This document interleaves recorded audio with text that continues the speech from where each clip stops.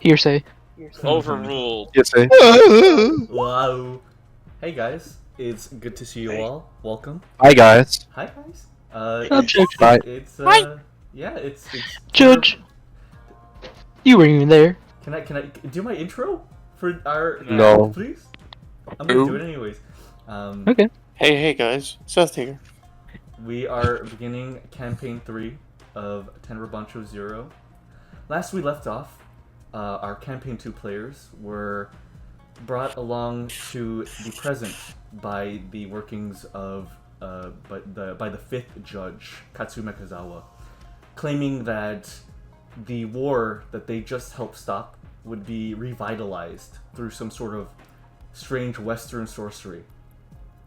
In undoing the curse that trapped them in the past, they have been returned to the present, and each member of the party has been linked to a corresponding member of another party in the modern day. Jiyu has met Yoshida and Niko, both of them being relatively kind of violent individuals who've kind of mellowed out their game over time. Yasha being the one that Onii and Giri have met. Kugutsu's, both of them, who have been embedded with a special touch from their creators that have, well, unknown effects for now. We have Boling, who met Tiguya, both shinobis on the run from their clans and trying to search for some semblance of their past, one way or another. And our Shiroi, Jinsei, Kjær, found himself at odds with a shinobi, who is a bit more elusive. And in these encounters, we have a new adventure on our hands.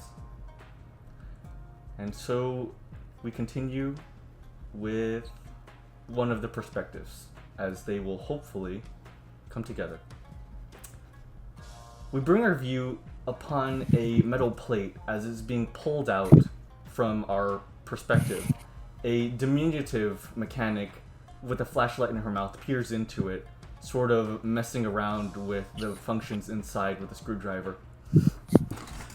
Alright, Jinsei, just give me a moment. I'm gonna fix this up, okay? Whatever you gotta do.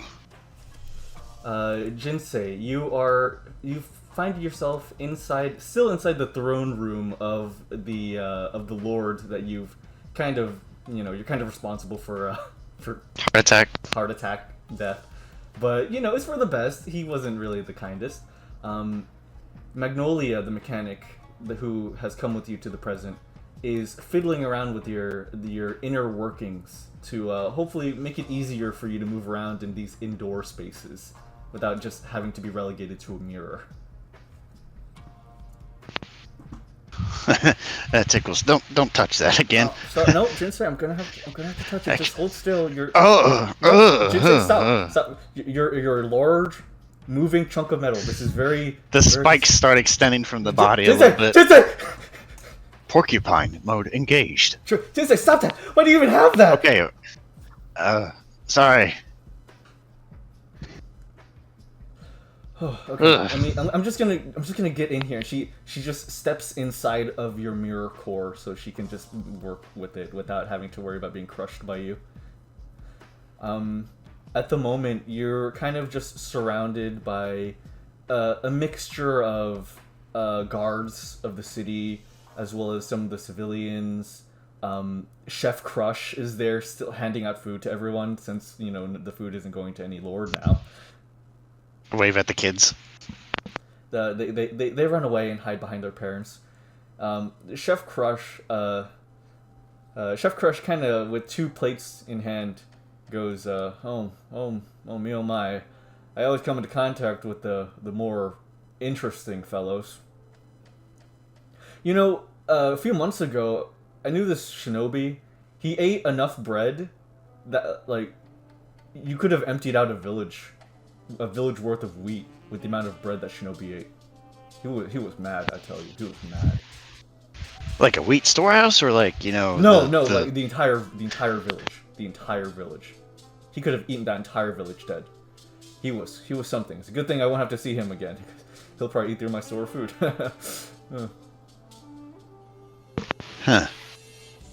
Huh. Start looking around my shoulder. He's long gone, right? I mean, he's so you don't know where the shinobi that you were fighting was. He's actually kind of disappeared amongst the crowd. But the one that he's referring to is actually Tiguya, whose shadow clone is actually still in your presence. Tiguya's shadow clone actually heard all of this. I'm just like hiding behind like a little corner, just peeking out.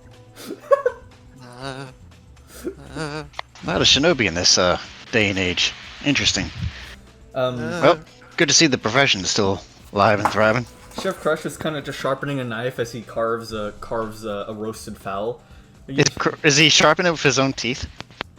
You know what? Now he is. Yes, he's just sharpening it with his teeth. He's sharpening it with his teeth, and he's spitting out the shavings. He spits out the shavings. Yeah. Think of shavings? Yeah, he spits out the metal shavings. Okay. But yeah, he's like, shing, shing, shing. Hey, yeah. You mind if I have some? Oh yeah, sure. He tosses you just a cloud of metal shavings. Magnetron on. Oh my god. But in response to what you say, Jinsei, Chef Crush actually does say, no, actually, the profession of ninjutsu has actually grown quite a bit in the modern day. I think it was popularized after, I don't know, Popular Adventurer or something. I think they made books about him, and it grew a bunch of schools out of nowhere. The idea of a public figure shinobi, which was kind of unheard of until now. I mean, it's a big world. I guess something like that's bound to happen. You got any manuscripts or anything that I could, I don't know, glance over and kind of be an interesting read while I'm waiting? How's it going in there? Just a bit more, Jinsei. Just I don't. The crew isn't here yet, so it's just me. But I'm sure when Walter gets here, he'll be able to, help out. Just give me a second. And you just hear the sound of clanking and rattling within your abdomen. Maggie, I don't think I forgot to tell you. I forgot to disengage the self-destruct, so try not to touch it. You know what, Jinsei? For your sake, That was a joke. For mine, I see. No, trust me. I saw my fair share of self-destruction during the war. It's not pretty. So a little bit of the humor from the past with me. Yeah, I'm gonna miss it. Fair enough. Chef Crush actually was... Oh, what's up?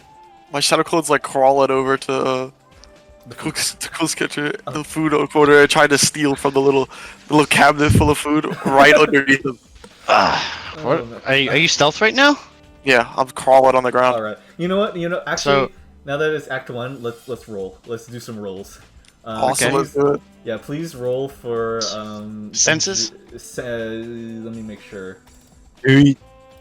Roll for. Suck it. No, it would actually be. No, it's actually not that. Where is Agility? Stealth? Yeah, there it is. Agility stealth. Success rating of 3. You're kind of right there, but he's a big guy. I probably can't see past down his pecs, honestly. Alright, so just for a refresher. No, I'm still for Chef Crush. No, yeah, he's still from Chef Crush, not from you. He's still thinking. I'm still with the food. Yeah. So it'll be. I rolled 9 of them because I have 9 agility, and 3 or below, or 3 or higher is a success, right? 3 I have 3 below is a success. 3 and below is a Yeah, success. alright. Gotcha. But yeah, no, that's how you do it, yeah. Yeah, let me see, target number. I'll be fine, I'll just forget it. So you need 3 successes. 1, 2, yeah, easily. Yeah, Easily! Chef Crush looks away, just to give Jinsei some locations for like where to get the book. It's actually quite popular. He looks back at his cart, just like half the food's gone. He's like, Don't look at me. He puts away his knife that he was sharpening and pulls out a cartoonishly larger knife. All right. I'm currently crawling on the ceiling right above him, just crawling away. You seem to have gotten away from him, or at least your shadow clone has. But luckily, you know, you're safe from him. I don't think there's anything else to really worry about if he's not there. After you find a sense of comfort, a large voice booms into the room. What's going on here? As you all, as you Jinsei and you Tiguya see a very large man with a dark complexion and an afro and sunglasses. He attempts to enter. He attempts to enter through the room door. But I swear to God. But he fails to, since he's too large, even compared to Chef Crush. He cracks the upper part of the door frame. Tiguya Quasimoto, you very much recognize this man. No. This is Josu Vilkacher. Oh no. Yeah! Oh my God. This is the man that wants to tear your spine out of your back. Oh no, God, Jesus, no. I smelled some shinobi in here. I'm trying to break through the ceiling tiles. With like I have like a little kunai. I'm trying to break through the ceiling tile with it. May It's I not ask, working. isn't one of my clones also here? Yes, one of your clones is also here. Greetings. I haven't really classed into doing shinobi-esque stuff, but can I or anybody else here help you? He's got Have some you bread. seen a man named Tiguya Quasimoto? That's a peculiar name. Kind of well, doesn't He's slap the tongue the blind. best. I'm just gonna keep crawling. I'm gonna try and crawl through the hole he made through the Do they wear a entrance. hat? Actually, can I, Tiguya, when you were trying to break away at the ceiling, Yeah. you're kind of using a kunai to carve away at the rock, and the dust from the ceiling kind of trickles down and falls onto his. It falls onto like the top of his head, and he senses something, and he just sticks out his tongue and goes, "That tastes like shinobi." And he looks up. Please roll another stealth. Oh God. Oh God. Did you want to do something? no. one time, Maggie, Bowling? Oh, Oh, I'm just sitting on Jinsei's shoulder. okay, gotcha. Nice. Do I notice him yet? I mean, Can I roll stealth? okay, go. Do you have weight, actually? I mean, I would have weight. Yeah, he should. He should. So Yeah, but how is that gonna work? Because he's literally touching me. I So don't this know. can- Do you feel weight on you? I have a pretty high senses, so you know. I would say that he's distributing his weight just enough to make it He's a past feather. your pressure threshold. He's a under- featherweight. Yeah, he's Featherweight. yeah, he's distributing himself. So, I mean, Bowling, you are on the shoulder of a familiar friend, something relatively comforting in this strange new world that you're not familiar with. So anyway, Maggie, what's a Josu? I never heard of the guy. Vilgetcher? Vilgetcher. Vilgetcher. I mean, sounds like a pretty angry guy. They have a pretty cool hairstyle, gotta admit. She leans out of your cockpit and looks at him. Yeah, I agree. Yeah, fair enough.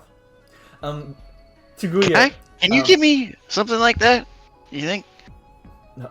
Hey, can I borrow your hair? Josu looks at you with a piercing stare. You can feel his gaze through his sunglasses. Tiguya, earlier when he looked up, you beetle crawled like across the ceiling and then down the wall through the crack in the entrance, like just quick enough to miss Right your out of the gaze. way. You are now clinging onto the wall like a cicada outside of the throne room. I'm gonna make a noise like a cicada.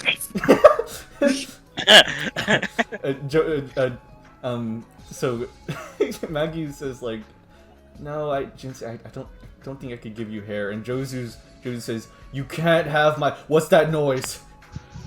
Well, I think I figured out a way out of Hold doing on, hold on, Metal Man. What's that noise?" That's literally what's gonna sound. I'm gonna climb up to the roof the best I can. I'm gonna fucking. You know, honestly, nice hair routine is pretty important. So, you mind sharing me what you do? Before he can investigate the noise, Jozu looks back up at you, Jinsei, and he pulls out, you know, an 80s. I movies unfurl where there's- the mirror staff, What? and I'm going to have him look at it, and then I want to basically look at his reflection. So you want to look And at then, his life story? No, I'm not trying to hit him with it. I'm Oh. just reflecting so I see him. Oh, Uh-huh. okay. A little poofy there. Okay. Excuse me, sorry. And I'm going to only capture his hair in the reflection, and turn the staff, the mirror, to facing me, and furl up the staff. And there's going to be a little light that emits at the top of the bulb of the staff, and I'm going to there's be a bunch of light that swirls off, and you start to see this turquoise-like green project off the staff and go onto my head unit, and kind of emits a glowing turquoise afro. Oh no. I like to add that as you're doing this, you hear one of your voices go hoot hoot hoot hoot, scanning hoot hoot hoot, as you're doing this. Fair enough. You now have the ability emotion afro. Let's go! You can now summon an afro using the emotion matrix. Let's go! You all of a sudden hear from your shoulder, broccoli. Or if this is One Piece, people will just call me Marimo. Yeah? But yeah, Jinsei, you That's all I want to do. Yeah, you sense Bowling's presence on your shoulder now that he's made himself known in the room. Jinsei. Can I, do I feel like the presence trying to be unnoticed? No, at this point, he wants to be noticed. Ah! How's it going? Is that a... Oh, it's one of these versions of... Bowling, you made it!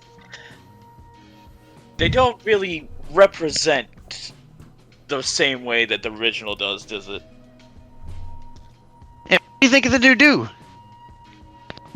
Kind of points to my head. You know what? It works for you. You want to try it? I don't think I need my hair that poofy. Ah. But it's exfoliating. Yes, but... You might even catch the daggers that get thrown at you, and you can use them as hair picks. But it feels like I would be noticed more often. You'd have an extra disposal of daggers and kunai. I have enough pockets. Hey, you got pockets in there? Yes. As I start reaching down into every single pocket, and any pocket I open, somehow one of the shurikens just pop out. Hey boss! Hey boss! Hey boss! Hey boss! Hello boss! He's got the Hot Topic rave pants of all the extra buckles, fasteners, and Sounds awesome. and little zip up areas for pockets. Huh. To be honest, would Jozu notice because I would be a shinobi? He knows that, so I would imagine that since you're not trying to really hide yourself from him, he does notice you, but he's not terribly interested because he knows you're not the shinobi he's looking for. Though I believe he probably could sense Tiguya's presence off of you since you've been in close proximity. So Jozu, as he's about to look out the door at the cicada sound that Tiguya's been making, he looks back at you and goes, "Wait a minute. I know that smell." Is it a smelly smell that Yes. smells? Yes. It smells like thievery! Hey! As soon as he has I people, haven't go, stolen anything in such a great while. Do you know a man named Tiguya Quasimoto? He pulls out a photograph. He pulls out a photograph and points at it. He somehow has a photograph negative of Tiguya Quasimoto. Have you seen this man?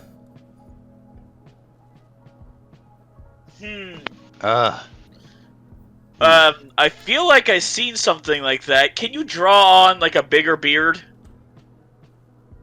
He looks at it. You know, are you trying to trick him into like messing up his only photograph of him? No. To be Oh. honest, I don't know if it's if it's an old photo. Oh, or, right, it would or be an old recent one. one. Yeah. He scribbles on a beard or what would approximate a beard and turns it back to you. That's close. Can you make them a little older? He looks at it and then draws like a wrinkle under the eye and turns it back to you. Hey, I how cool? feel like I think I've seen them. What was their name? Where is he? Tiguya Quasimoto. Where is he? Does he have any qualities like? He's blind. He uses soul gem arrows to see. Huh. I You think can I've see seen with him. soul Yeah. gems? Where? That's neat. Let me get a closer look at this as I jump down and get closer. Boss, this is kind of weird. He kind of smells weird. Really weird? How does he smell? Does he smell like goats? He smells like overdone eggs. That doesn't sound like me. I say as I jump down from the entrance. They were talking about Josu. That isn't me.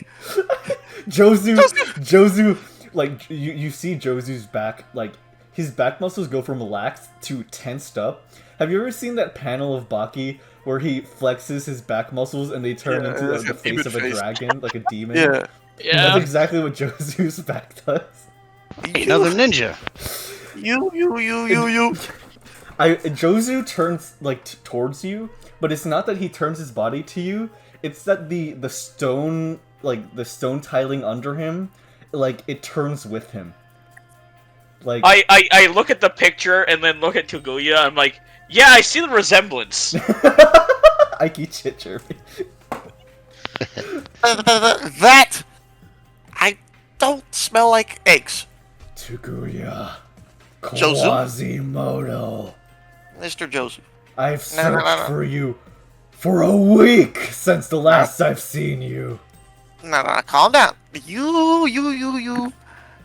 I'll should kill find me you on my- where you No. stand! And he barges out the door. I'm What? just. Since I'm a clone. Since it's a clone, I'm just gonna accept it. He runs into the shadow clone. It poofs into like a cloud of steam as well as a log with the shuriken sticking out of it, and he just keeps on going, not noticing. His momentum carries, and he just runs through the entire castle and makes a hole on the side wall and just continues running midair. And the last you see of him is just a silhouette in the distance cresting over a hill. Man, that was strange. He made an indent all the way through. Yeah. The last thing that you see, Tiguya, before your shadow clone disappears is a man that really, really, really wants you dead. He wants me absolutely good. He wants to turn you into tomato paste. Like puree, specifically. For a second, Terrified. Bowling's clone just goes limp for a second. goes back to the original Bowling, and it's like, he really doesn't like you. No, As we're he both hates me still a lot. like In at the Makidai. bar with the goat's milk and Yeah. everything. Just he really doesn't like you, does he? Hey, No, he hates me. It's because I stole all those soul gems to make my arrows out of his spine. You know, it's a big story. You know, You stole out of his spine? Wait, He was- how? you know the surgery the samurais go through, what they do. Yeah, I understand that bit, but aren't they embedded? How did you just... How much leverage did you get? Was he asleep? Yeah, Hey, he was kind of asleep. What's up, Tickle? Hey, Maggie, I think something's going down. You might want to hop out, maybe. Hold on. Or you just- feel you're safer in there. Just a sec more, Jinsei. You feel her kick something. You feel her kick something. Kung, kung, kung. Okay, you know what? Yeah, that should work. And she takes a step out of you. Hey, Maggie, my neck's a little, crooked. She throws a wrench at your head. It fixes your neck. You're also a chiropractor. Interesting. Guess I am. Before we continue with the Maggie bit, we'll conclude this up with Tiguya and bowling. So go ahead, you guys. Yeah, So, he was how kinda many sick. gems were embedded in there? Well, I put about 3 in my spine, 3 in the arrows, and 1 that I lost. I lost it at the bottom of the ocean because I was trying to run from not the ocean, but it was like a little river, and I got past the river, and I got trapped in the river. With, like it was he was chasing me, because he was very angry, and like even without the soul gems, he's still very powerful. You know what I mean? Yeah, well, I mean, I seen it. He indented all the way through that castle. You noticed, Hey, bowling, that he was vibrating out of anger and he had to clamp himself into the ground to keep himself from shaking too much. He was He's a going scary to guy. drill himself through the floor. Yeah, he does that a lot when he sees me. How much did those gems sell for? Well, I never sold them. They're right here. I turn around and I take off my little cloak, and you see down my spine just 3 speckled soul gems, and then my 3 arrows kind of whiz by in front of your face. Oh, so that's how you kept up with me. Yeah, that's how I do it.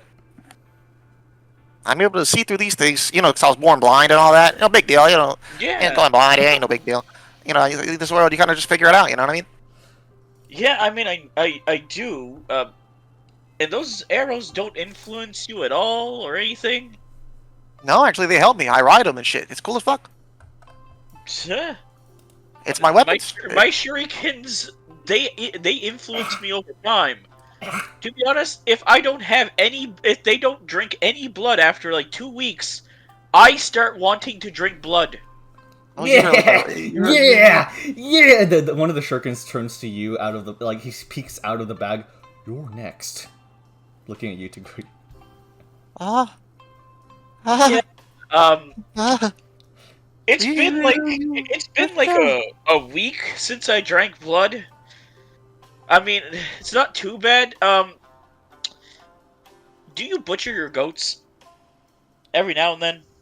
No, never. You know, actually, we'll leave off. Do you butcher your goats every now and then to transition back to Jinsei? Basically, Jinsei was actually about basically, bowling just wants to have a little bit of blood.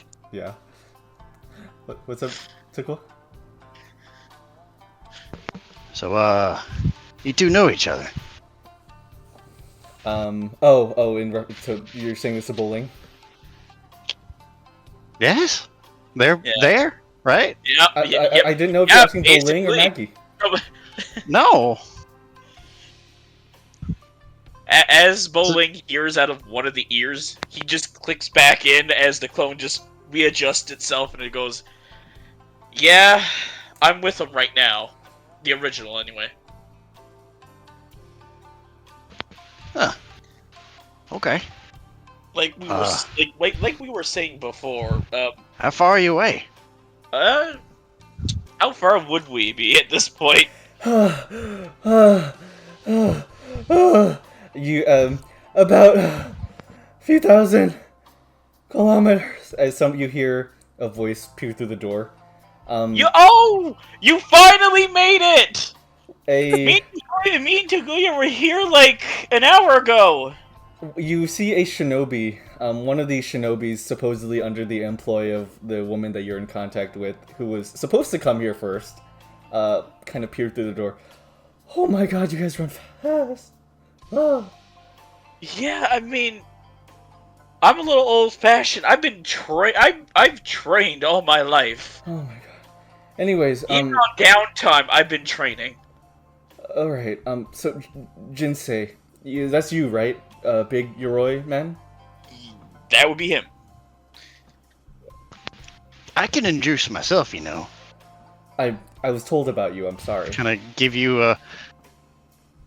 Actually, let me try something real quick. Huh? Hey, Jozu. Josu's Where'd you gone. get those glasses? Josu's gone. He's He's like been kilometers away. He ran out the himself wait, into what? the castle and kept going. Yeah, he Okay. he tackled. Yeah, he barreled out of the building before you could speak with him anymore. Huh. Well, I got the rest of them here. Okay. All right, try asking me again. Well, hello. I'm Furai. Who would you be? And then some shades emit from the visor. Oh no. I'm saging. Huh. That's odd. I was looking for a Jinsei.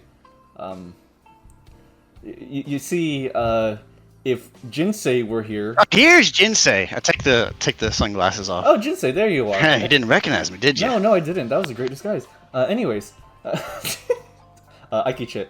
I'm Furai. I'm a shinobi under the employ of a, well, I guess I would just say a fixer here in Hinode. Count me damned. Another shinobi. There's a lot of Are us. every man, woman, and child a shinobi in this world? There's a lot of us. But I Is hear that you me, come from Yoroi a time left? where I hear you come from a time where Yoroi were everywhere. Now even Kimen Yoroi are pretty rare.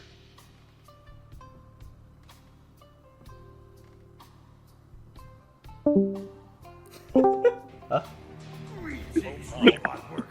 We have come to liberate you. I was saying stuff. Did you not hear me? No. What was the last thing Okay. that you said? Never mind. What? The last thing I heard you say. The last thing I kind of lost track. the last thing I heard you say was are shinobi everywhere. Man, that far back? Okay. Yeah. Oh, sorry. But she says no. Yeah, even in this day and age, I hear you come from a time where Yoroi were like everywhere. Even Onii powered ones. These days, even Kimen Yoroi are not that many, honestly. Somewhere in the distance, only sneezes. Well, the thing is, I'm not really a Roy. I'm just in one. But I might as well be one since everyone wants to call me one, so I guess that works. Well, you see. How do you know about me and him? And also him? We seem to have received word by an anonymous source that people like you would be springing up in our day and age. And, well, our boss kind of wanted us to gather you guys because you were on some sort of mission, I believe? Bolin, that ring any bells? Anonymous Yes. sources. Yes. I believe the judge who sent us here wanted us to stop another war. And this was supposedly our original timeline that we were supposed to be in. But we were sent in the past instead. Damn, you got it right on the nose. Holy shit. Do I remember that? Yeah, you remember that's essentially what Katsu Makazawa explained to you before you were sent here. Ah. Zawaski. Yeah, that's right. So, we essentially... What you doing here? Essentially, we have to meet at the coast. I have this talisman that could help transport us there pretty fast, but only when you're ready, I guess. Maggie, am I ready? Maggie takes a step back from you. She kind of frames you with her fingers, just like looking at you as a whole. Yep, you should be all good. Before anything, try concentrating your essence into one being real quick. Before you take us anywhere, can you at least fill her in the details so she's not, like, left here by herself? And I think she preferred to be in company, right? She could Or- come along, actually, if she'd want. You're Magnolia, right? Of the, what were you guys called? The Garbage Soul Junkers? Yeah, that's us. You could come along. I hear you guys have nowhere else to go. Kind of just going from town to town, being kicked out, and just traveling. And Magnolia looks back up to you. Well, Jinsei, I hear you're on a really big mission. I wouldn't mind, having some cover from the feds.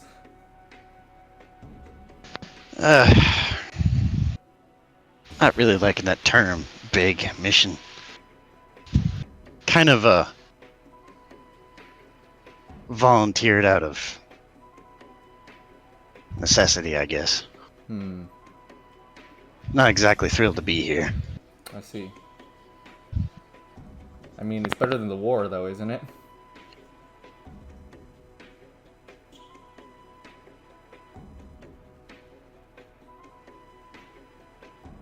I don't say anything. Okay. I certainly like it better than the war. Anyways, mission, quest, adventure, whichever. Can I come with? We don't really have anywhere else to go. I don't see why not. Jinsei? You say as well? As long as you don't get in the way of my own path. We're, muchachos, I guess. I won't get in your way. And she turns to the shinobi. Well, I guess I'm all yours. The garbage soul junkers, coming with you. And the woman kind of perks up. Her ears twitch. All right. Well, and she produces a talisman from under her garb. Well, whenever you all are ready.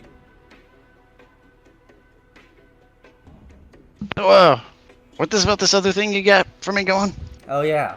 Maggie scratches her head with the wrench. Try concentrating your essence into a singular form. Just imagine yourself as being smaller, more compact. Is there a downside Nope. besides being further down? This would just be you departing from a Yoroi armor for a human, essentially. What? Just try it. A human? This is the equivalent of if a human departed from a Yoroi armor. You're try pulling my leg. Just try it right now. Alright.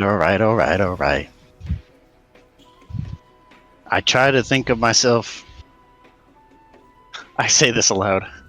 Think of a hamster size. You're No. A guinea pig. Yeah. Okay. The mirror within your core, it's sort of suspended in the center of your torso by the appendages that once made up your body, the scriptures and the bandages. They sort of begin unlatching from the walls of your chassis and begin sort of like disconnecting the mirror that's inside of you as they begin wrapping. You didn't mention any nausea. Just hang in there, and the bandages Turn it upside down. They begin wrapping around the mirror core inside of your chest, and slowly, the shape that this takes becomes humanoid. You sort of reawaken from view inside of your Yoroi chassis torso. You are essentially what you were, a humanoid amalgamation of scripture that can move around as a human could. You have less of the insectoid and animalistic features as before. You're much more just essentially imagine a mummy. Less cool, basically. Yeah, because all of your weaponry is in the Yoroi now.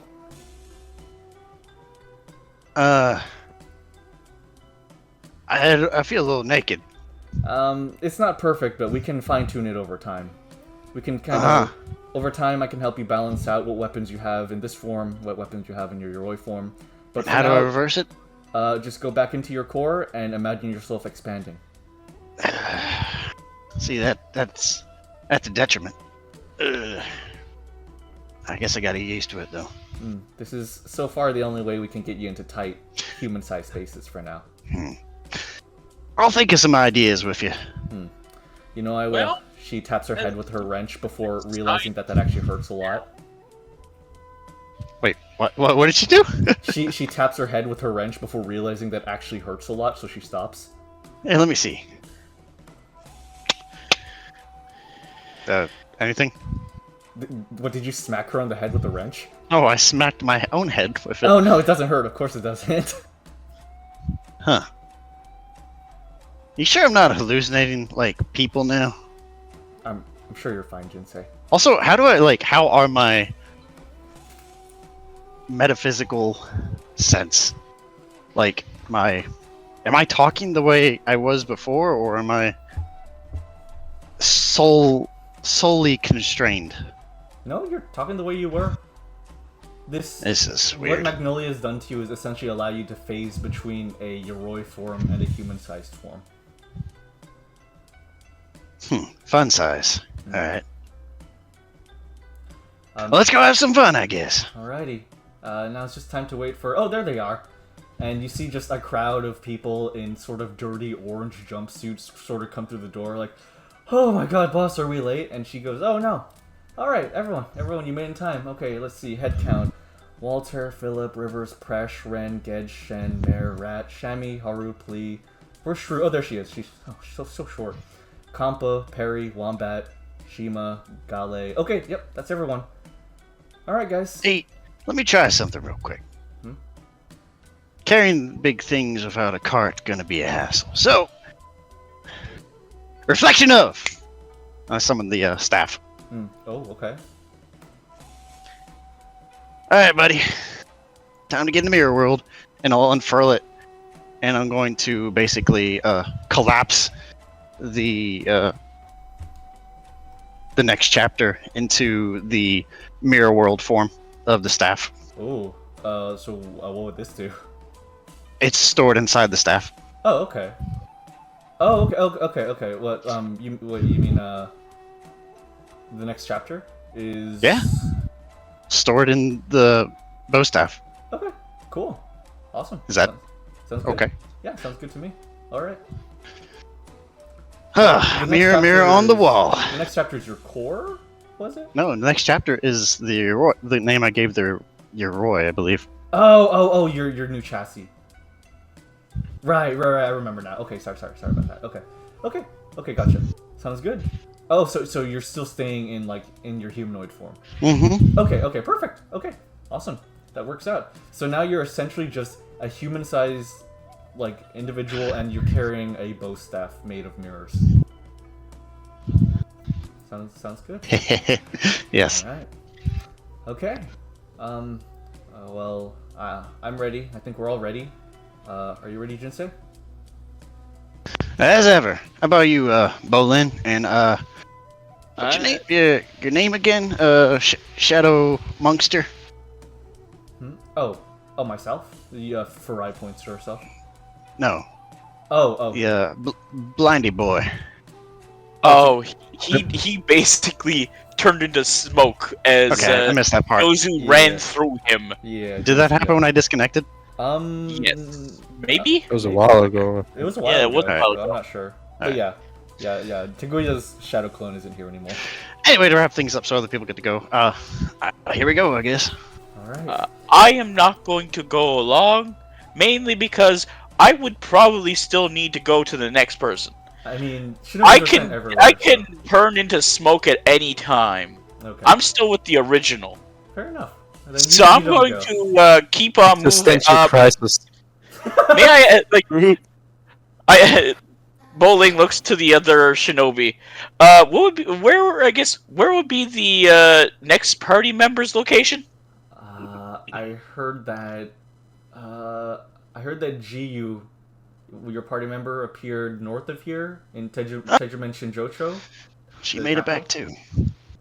Good. I feel like some of my clones are heading there. I got word that we were already there. So you. Okay, good. I heard of this. So I heard of a snake oil salesman type of person as well from Tiguya. I don't know. That's news to me. Yeah. But I think I'm going to continue going north, and hopefully we find something else. We're just all kind of split up everywhere. That's what we're trying to do, gather everyone. But good luck, safe travels. I'll see you back at Maki Guy. Will do. As all you see is this clone just takes off as fast as he can, out through the indent that Jozu made. An efficient one he is. Anyways, alright. Farai... Can I... well, I think I mastered it. So, reflection of style on! And the afro and the shades emanate back on my human face. So, it almost glows, both the shades and the hair. Oh my god, that's so freaking awesome. Okay, awesome. Okay, you just produce shades and an afro in your humanoid form. For I was like, oh wow, fashionable. They're pretty much soul shades and soul hair. Yeah. Alrighty. Well, crowd around me, and she sort of kneels down on one knee and produces the talisman and sort of holds it in front of her face in 2 fingers. Your thing, lady. All right, here we go. And she begins chanting in a hidden ninja language, and you all just puff into smoke. And that's that for that scene. Let me prepare the music for the next scene. Oh yes, this would be good. Let's go. Okay. We find ourselves in the hustle and bustle of an incredibly urbanized city. Neon signs blink on and off through the skyline, and just men and women in suits and uniforms run through the streets in just the sound of cars and horns ringing through. Please play this just on repeat, just for the ambience.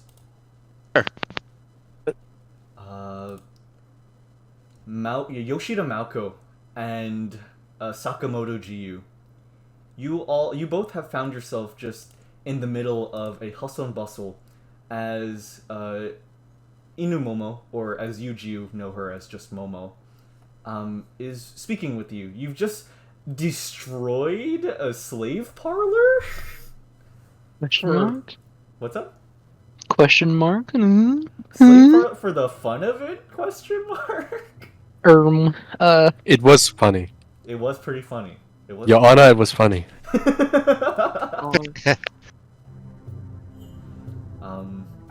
But just after just a while of catching up, the chaos has dispersed. People are no longer interested. The lifestyle of the city is so fast-paced.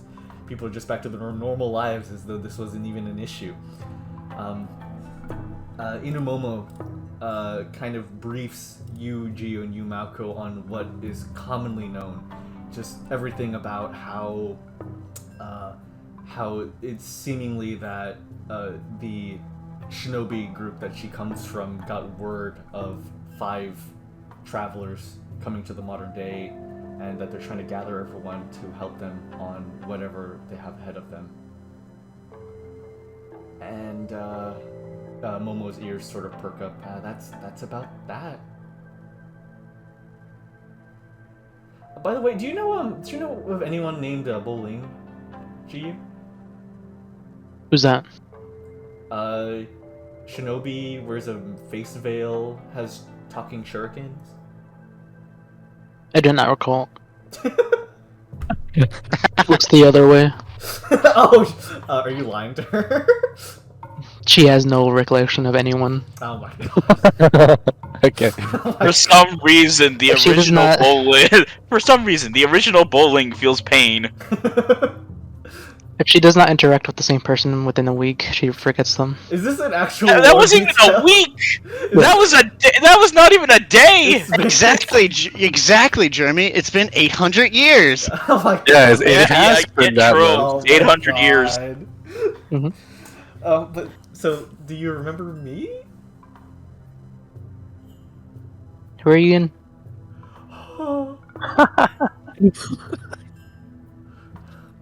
Momo was genuinely kind of hurt.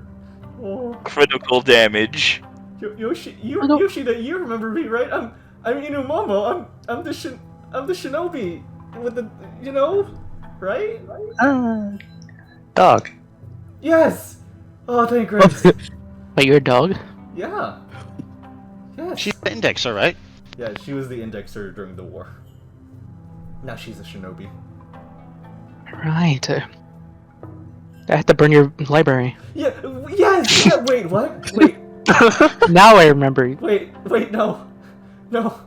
Wait. No. Jiyu. No. Where is your library? Dezy. I mean, Jiyu.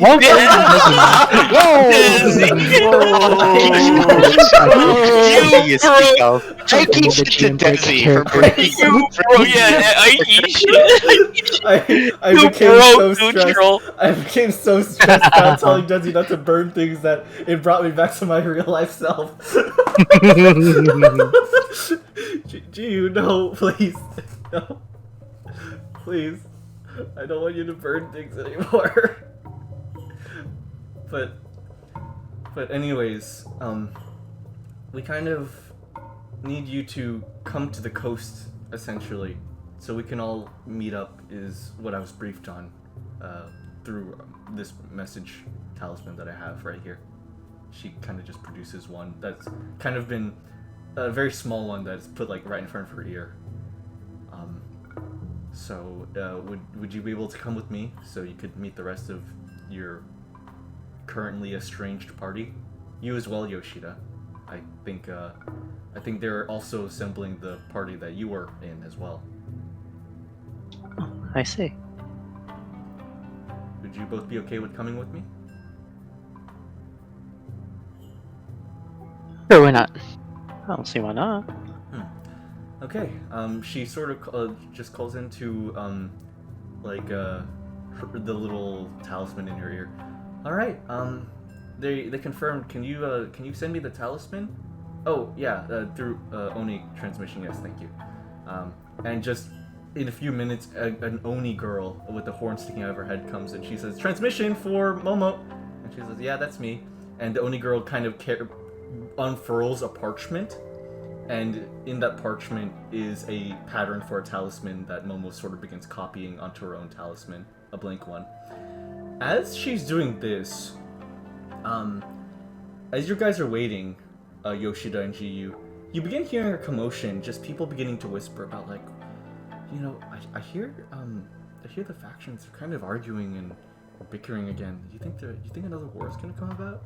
And one of them says, "Yeah, the last one never really ended. I mean, I don't remember it ending." Yeah, I mean, what do you think's gonna happen to us? I'm kind of scared, and I don't know what's gonna happen. And just in the middle of this panicked kind of bickering about the war, you see a ginormous cart, just like blocking out like the automobiles on the street, sort of just barrel through and just park in the middle of a crossway, and just out of it, the back door of the cart opens. It's like a metal cart essentially. It opens and it's like almost cartoonishly steam comes out of it, and a well-dressed man in a suit says, ladies, gentlemen, no need to fear, no need to fear. I have all the weapons you need right here for self-defense, for fighting, for the bloodshed. Anything, I have it right here. I have guns, I have firearms, I have swords, I have knives, I have daggers. Anything that you could need, all for free. And the people just reluctantly look at him, and like just a couple like looks at each other and their child that they seem concerned for, and just the crowd begins sort of murmuring and gathering around this cart as he begins just with a smile passing out weapons to these individuals. Huh? For free? Free weapons. Bullshit. Do you go and investigate? Momo seems to still be preoccupied copying the seal. Most likely a trap. I mean, he's just passing out weapons. They're probably cursed items. Do you want to try and see if they're cursed items from where you are? See if you sense... Dagger of I'm vanishing gonna blow child. it up. You're gonna blow it up? Yeah. Give a dagger to a child. You're actually gonna blow it up? Yeah. The curse Across of vanishing dimensions child. to the other universe a token and grab the TNT. Shut up! So, what are you gonna do, both of you? I'll go check it out. Okay. Yeah, same. Okay. Awesome. Just, the crowd just begins thinning out just enough for you to be able to reach this well-dressed man. Hello there, how can I help you? You want a rifle? You want a semi-automatic? You want a full automatic? They're all great. Why are you giving out weapons?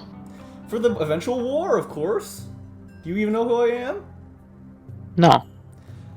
I'm the Chief Executive Officer of War. It's nice to meet you. And he offers his hand to you. And... Oh my god, is this a reference to frickin' Nicolas Cage, Lord of War? No... Maybe? I have no idea what that reference is. It is a pretty crazy movie he was in. It's I've been actually really seeing good. clips on It's a that good on movie. TikTok. It's a really good movie. You have TikTok? The man offers his hand to shake. Who's he offering to? Either one of you. Well, if he picks me, you definitely know what's gonna happen. So do you want it next? Heat rises in the air. Yeah, you feel. Next, do you want this or do you want me to do it? Say now. I mean, I thought since you were talking to him. Okay, I'll do it. Okay. So what? You take his hand? Yeah. All right. And It's not burning his hand. His clothes meant to singe. He shakes your hand. He shakes your hand, Jiyu, and he's completely fine. Oh! There's a sizzling. His skin should be burning off of his flesh. I'm not burning him. I'm burning his clothes. No, they don't burn either. He's completely all right. He just carries a smile. Nice to meet you. Nice to meet you. Oh, you're a kami, right? Well, if it's not burning him directly, it's going through him. Okay. In a way that starts burning around him. Oh, like sure. At the base of his feet. You know what? Absolutely. Also, Aiki shit. Absolutely. So Nice. The heat goes through him, and as it does so, just a ring around him on the ground just sets ablaze, and there's just a oh my god, blood. There's just a small ring of flame around him now, and he just looks around him, and he looks at Yuji, and he says, fashionable. I like your taste. And you, can I have your handshake as well? He turns and looks to you, Yoshida, and offers his hand. Okay, I guess I'll shake it. You look down at his hand, and you shake his hand, and when you look back up, Yoshida, you see his face now has a mask on it. It is a Tengu mask. A very familiar Tengu mask.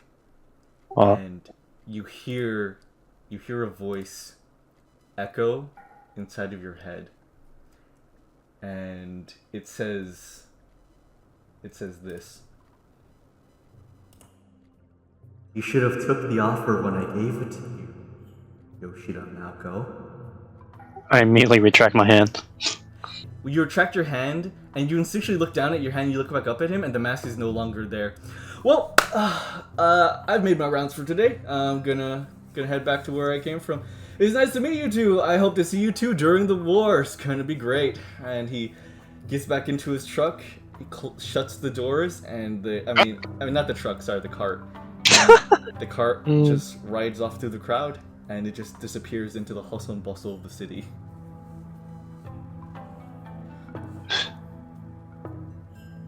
What an odd man.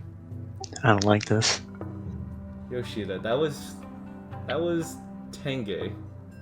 He offered you a great proposition before, a means of power. Some words echo within your mind. He will offer you a war, the war that you want, a bloodless one, and one that will get you glory. You refused him, so what is he going to do now?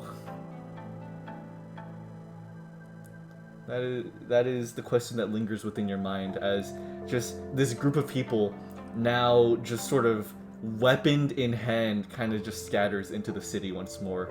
A pocket of the capital of Hinode, now just weaponized. How many weapons did he give out?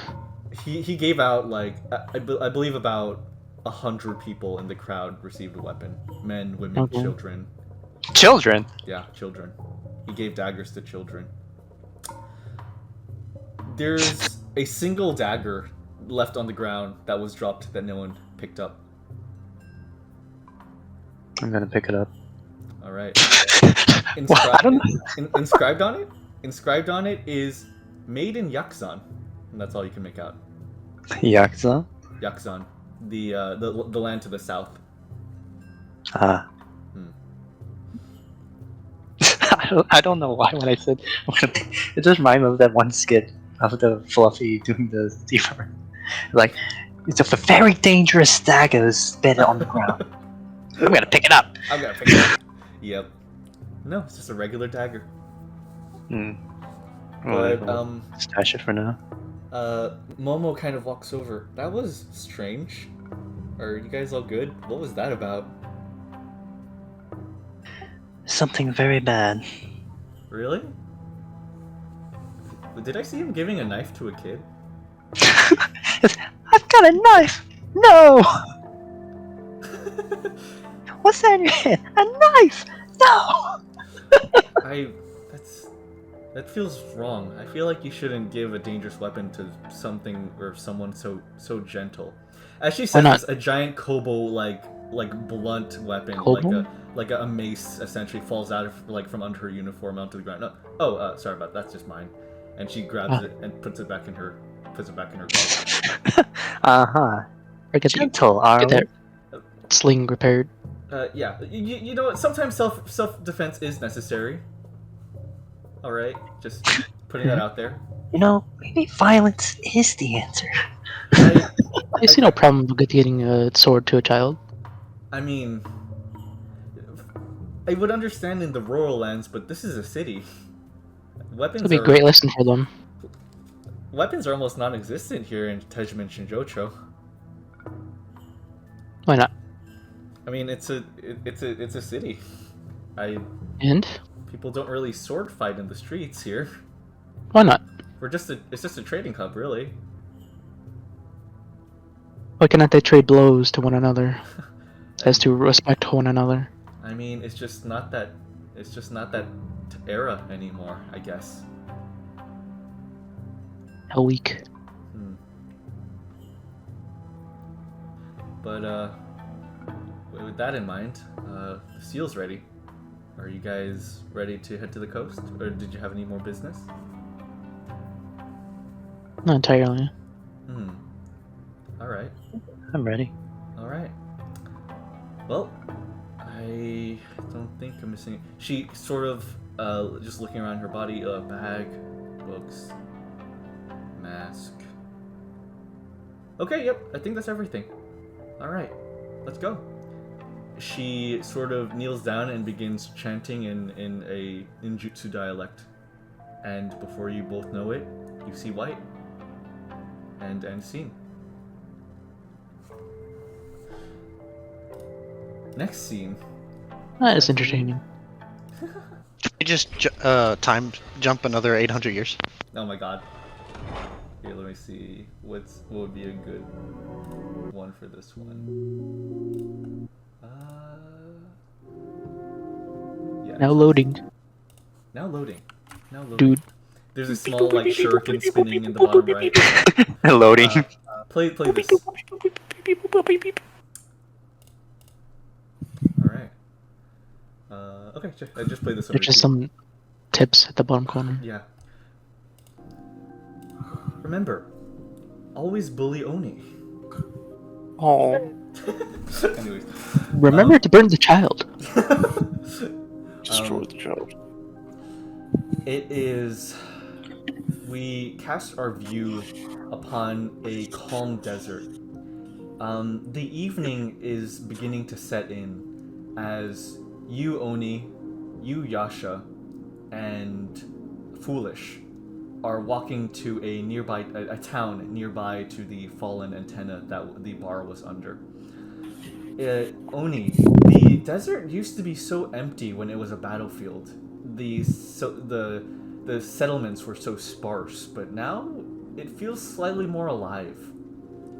As you're walking, you look back and remember that tower, that specific tower. That was the one where that was the specific tower that you gave Foolish your ultimatum, that you would destroy a nearby town had he not relent and join you. And it worked, and now he's here with you in the modern day. Like the one we're going to?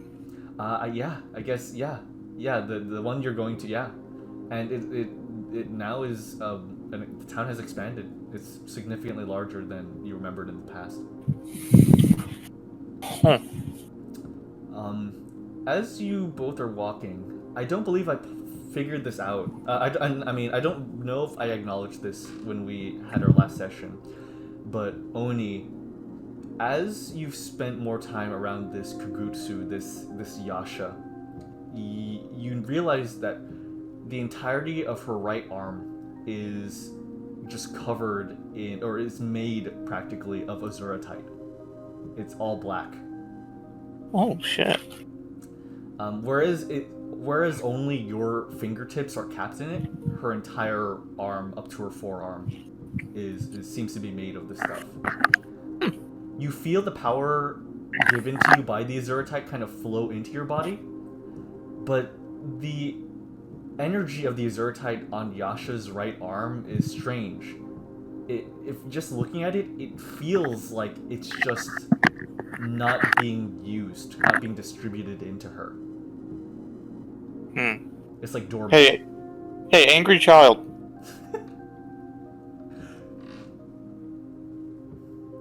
I will just not respond to that kind of name. I'm just gonna like wiggle my fingertips in front of your face. Angry child. Hey. Hey. She's like 5 centimeters short. She's not that short. Hey. I put out a leg in an attempt to trip Oni, Okay. and then continue walking if it succeeds. Okay, Onii, please...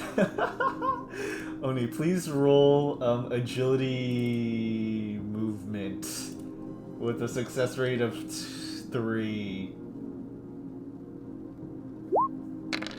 Fail. you faceplant into the sand as Yasha continues moving forward. I'm just gonna get up, I'm gonna dust myself off, and just pop open my jaw, let the sand drain out. Pop my jaw back in. There's still skin. There's still skin. You can't just like take your entire jaw out. Your face is like the only part of your body with skin on it. Unhinged jaw. Yeah, I guess you unhinge your jaw. Unhinge it. Okay, fair enough. It looks unsettling, but I mean... Oh yeah, I'm gonna just pop it back in place and I'm gonna just jog back over. Just wiggle turns my into one of fingertips. those cartoon characters that sees a hot woman. Wait, hold on. I got this. I actually have this. Where is it? As you do it, your eyes like pop out of your head for a moment. Yeah, exactly. Oh my god. Man. Just wiggle my fingertips. I never got your name. Yasha. Mayonnaise. Is that What? Is that the name of your... Mayonnaise. Gotcha. Oh my god. So, mayonnaise. That arm of yours, pretty fancy. Do you know like who? Was you created with that, or did you get it? Visibly annoyed, I respond with... I have no idea what kind of question that is. Like, did you create yourself? Were you created by somebody? Like, I was created kind of by myself, sort of. You were created by yourself? Yasha, Yeah, that strikes you, Yasha. You've never heard of a Kugutsu that was created by themselves. Every Kugutsu is created by someone. Yeah, and I point over to Giri. Yeah, long story short, I'm half me, she's half me. I was a human or something, I think. It's been so long. And I died. I don't know how I died, but I died, and now I'm here as this. Well, if you two are each a half of a full person, then the big lady is definitely the better half of you. Damn. I get it. That's rude, but listen. So the Azurite, the stuff, like, is What? that just your arm? Do you not know what that is? I wasn't aware of what it was called, no. You're kidding. No idea. You have no idea what Azuritite is, yeah. You have never heard of it before. Deadass. I don't know what deadass means, but Do you know what dumbass means? Because that's what you sound like. Wow! Banger! I will ignore that one. Yeah, okay.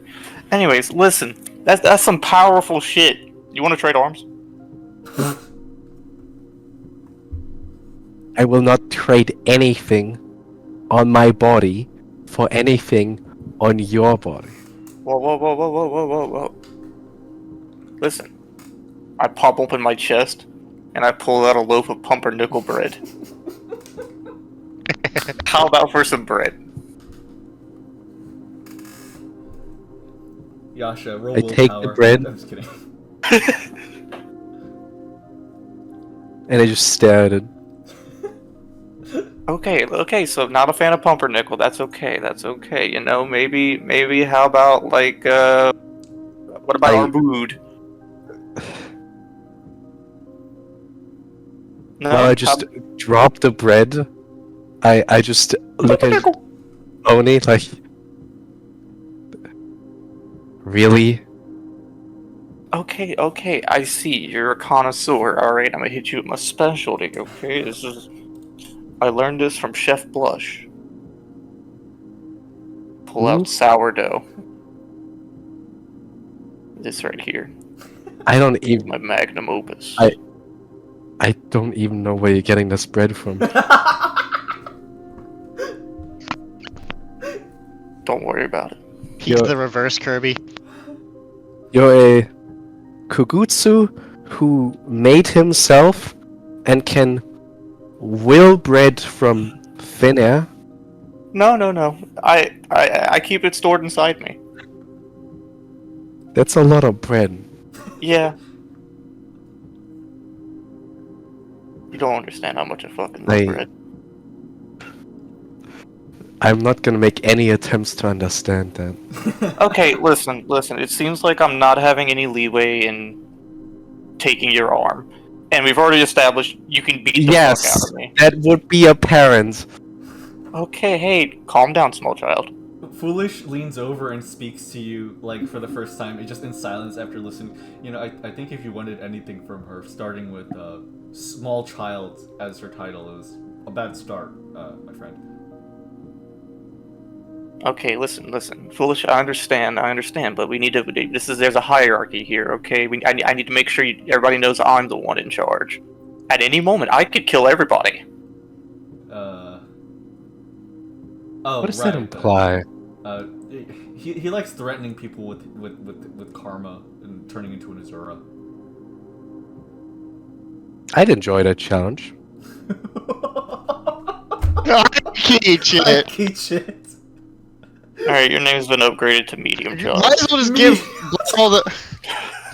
Like, they might turn into her Azura for all this Aiki shits they're getting in this short span. I don't know! Well, I have so much karma. Actually, I have so much Kjær I could spend. I have so much. Don't worry, I do too. Yes. Oh, man. Anyways, listen, hear me out, okay? So, if I'm not gonna be able to take it from you, you need to learn how to tap into that shit. And I'll wiggle my fingertips again, because all I got is my fingertips, because we killed a bitch, and I took them off of her. You killed another Kugutsu with that? Oh, Because, like, as far as I am aware, only Kugutsu have that, no? I assume. Because it seems like I have this arm and you have those caps, and these are the only two real instances I've seen of this, I guess. Fair assumption. I honestly don't know. I'm kind of a dumbass. I can tell. No, but listen, that shit, like the amount of power I've got just from these fingertips is nuts. You have a whole fucking arm. If we tap into that shit, you are hands down. You're probably stronger than Foolish. Hey, now let's not get ahead of ourselves. I'm not aware how. Actually, Well- did I see it at some point? I'm not sure. I don't think how I did. strong Foolish is? No, Yeah, I he's don't not. know. I think So- he caught. I think he caught him. I think he caught Onii at some point. And- Yeah. Yeah. So you have no real meter of his power. Well, I'm not really aware of your friend's strength, but in that fight earlier, I really didn't need much more than what I already had, so... But more is better! Not really. But you gotta understand, okay? I'm not a fighter. And I point to Giri. She's the fighter. I'm just a fucker. Giri turns. She's still clearly. Can I say that she was flattered by the comment earlier about being the better half? Oh, definitely. Yeah. At you pointing, Giri's the fighter. She looks at Yasha like on signal and just says.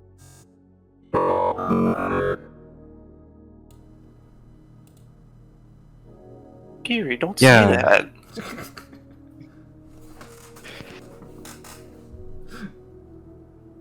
Yeah. I just like pretend I understood.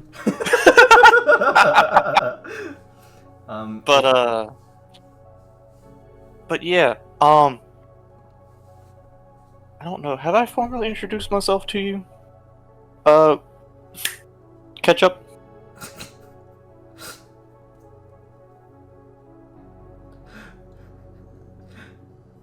Are you just gonna list off condiments? I don't know. Just can't remember your name. Yasha. Worcestershire. Condiments Gotcha. it is.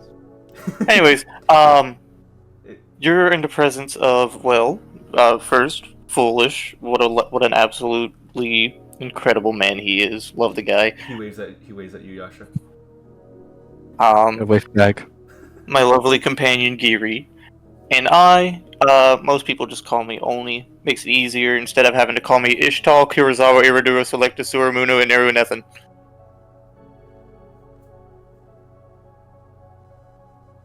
Just I call got me Onii. distracted by thinking about something and didn't notice that introduction. I can shit both of you. Guys, this is good chemistry. What? Onii, was it? Yes. Onii. Okay. You're tapped on the shoulder, and your Kongoki half points at herself, Onii. Yeah, yes. Onii and Giri. Like the snack. Because we're a treat. Damn it, I get it. Damn it. You calling yourself a treat is a treat, Ah, well. I suppose. Listen. You just give me one night. God damn it. I can show you the world. I'm kidding you before I give you a night. You wouldn't be the first. you think back fondly. I'd be the second. You think back fondly, Onii, at the time where you invited a maid woman over and she beat the shit out of you in your bedroom. But, this was a good way to kill time. Also, Foolish. You recognize that place? You as you say this, you're sort of approaching the outer gate of this large town of Niko. There's no real indicator of what the town is called, but it seems to just be a usual watering hole, a stop for travelers. It's pretty big. Yeah, I do remember this place, and it's a good thing it's still standing. He eyes you. Yeah, a really good thing. It's when he enters the town, he sort of removes the helmet off of his. It's not really a Yoroi. I would say at this point it's pretty common knowledge. What he's wearing is known as a Yoroi shell. It's a set of armor made of Yoroi components. So he removes the helmet off of his Yoroi shell, and just for reference, his appearance. My goat. He seems to now be wearing like a button-up shirt and a vest that seemingly was taken from the bar that you guys just destroyed. Yes, I think this fits me nicely. Thank you, Yeet. Well, yes, this is the town that a certain someone threatened to destroy if I didn't give in. So thanks for that. Give in to what? During the war, we were not in best terms with each other. He really wanted me on his side. I didn't really have plans to join yet until he threatened to destroy this town, and then I just thought it wouldn't be worth having to stop that, so I relented. And probably one of the better decisions I've made. Yeah, I would have killed his family. You wouldn't have killed my family. Do you think you could have stopped me? I would have certainly not left you the same person after the fact, if you tried. Yeah, no doubt there. Anyways, as you both are moving on and just continue to converse, you sort of hear a kind of jingle off to the side as a man seems to be setting up a stand, his limbs sort of clinking and clanking. There's a table on the side of outside of a bar, outside of a tavern. A man in robes is kind of just putting a cloth on it, and he's just covering it in different merchandise that you guys don't really seem to grasp. Before he takes the banner and raises it up into the air next to the table, the title on the banner stating the name Shiroi Bocch Pharmaceuticals.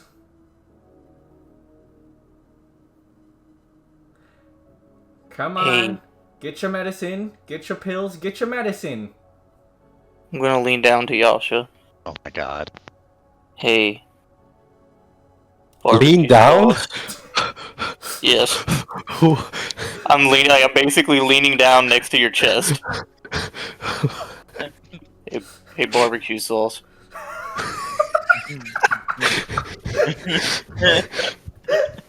I don't know how to read. Oh shit! I know that guy. I just ignore what he said, and I'm just gonna go up to the stand. Yeah. Just gonna follow behind, keeping my head at chest level.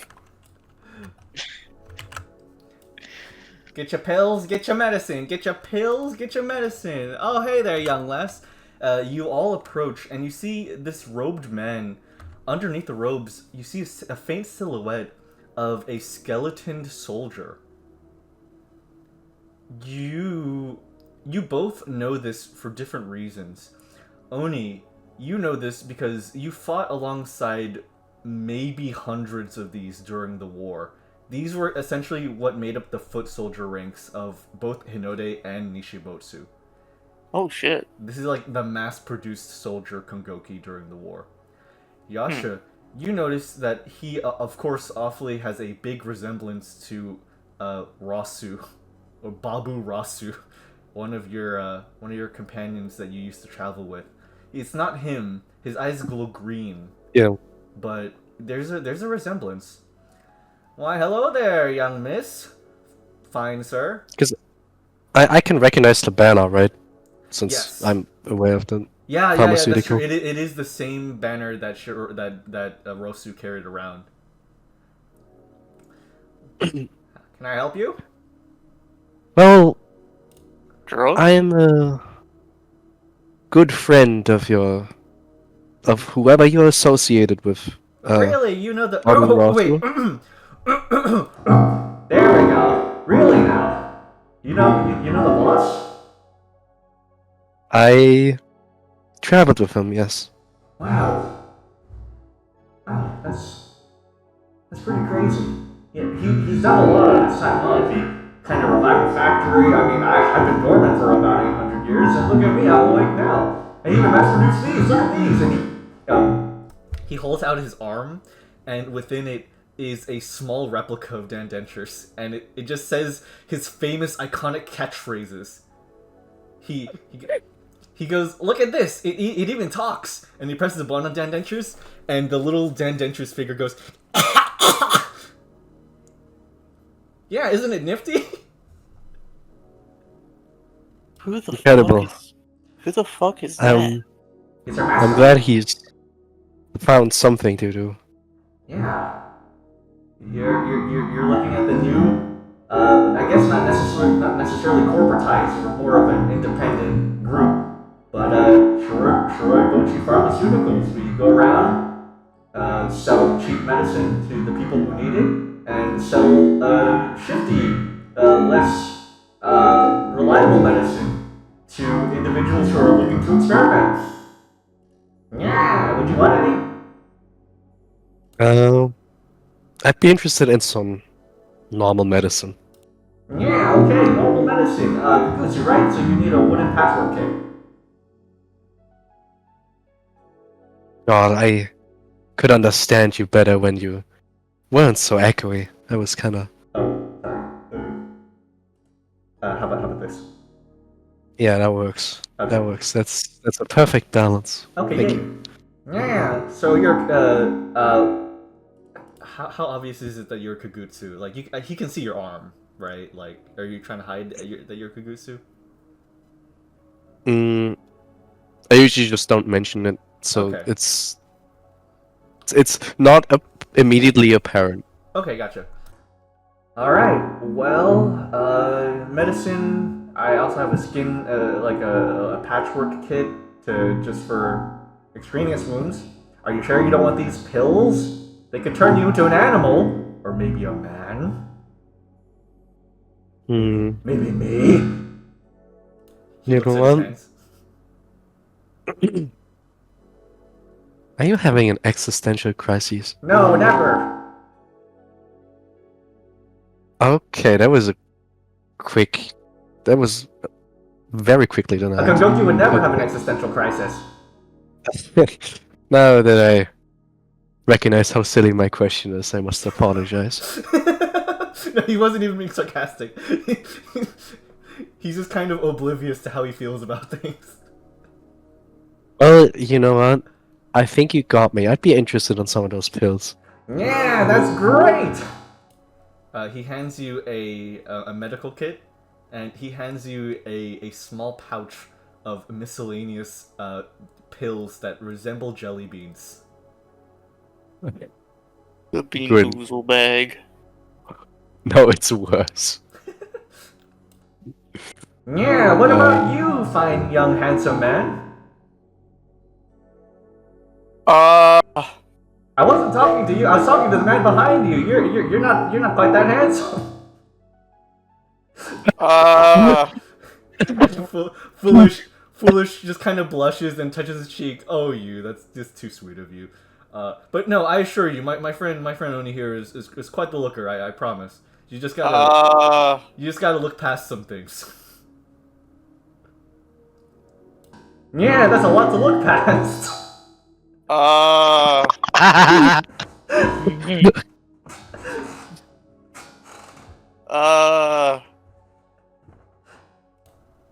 That one.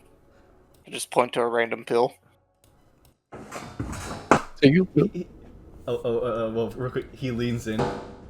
Are you sure you want that one? And I just come up to him like, you should take that one. He points at like a pill with like like frazzled camouflage, so it's like black and white and just like really weird looking. Yeah. Okay.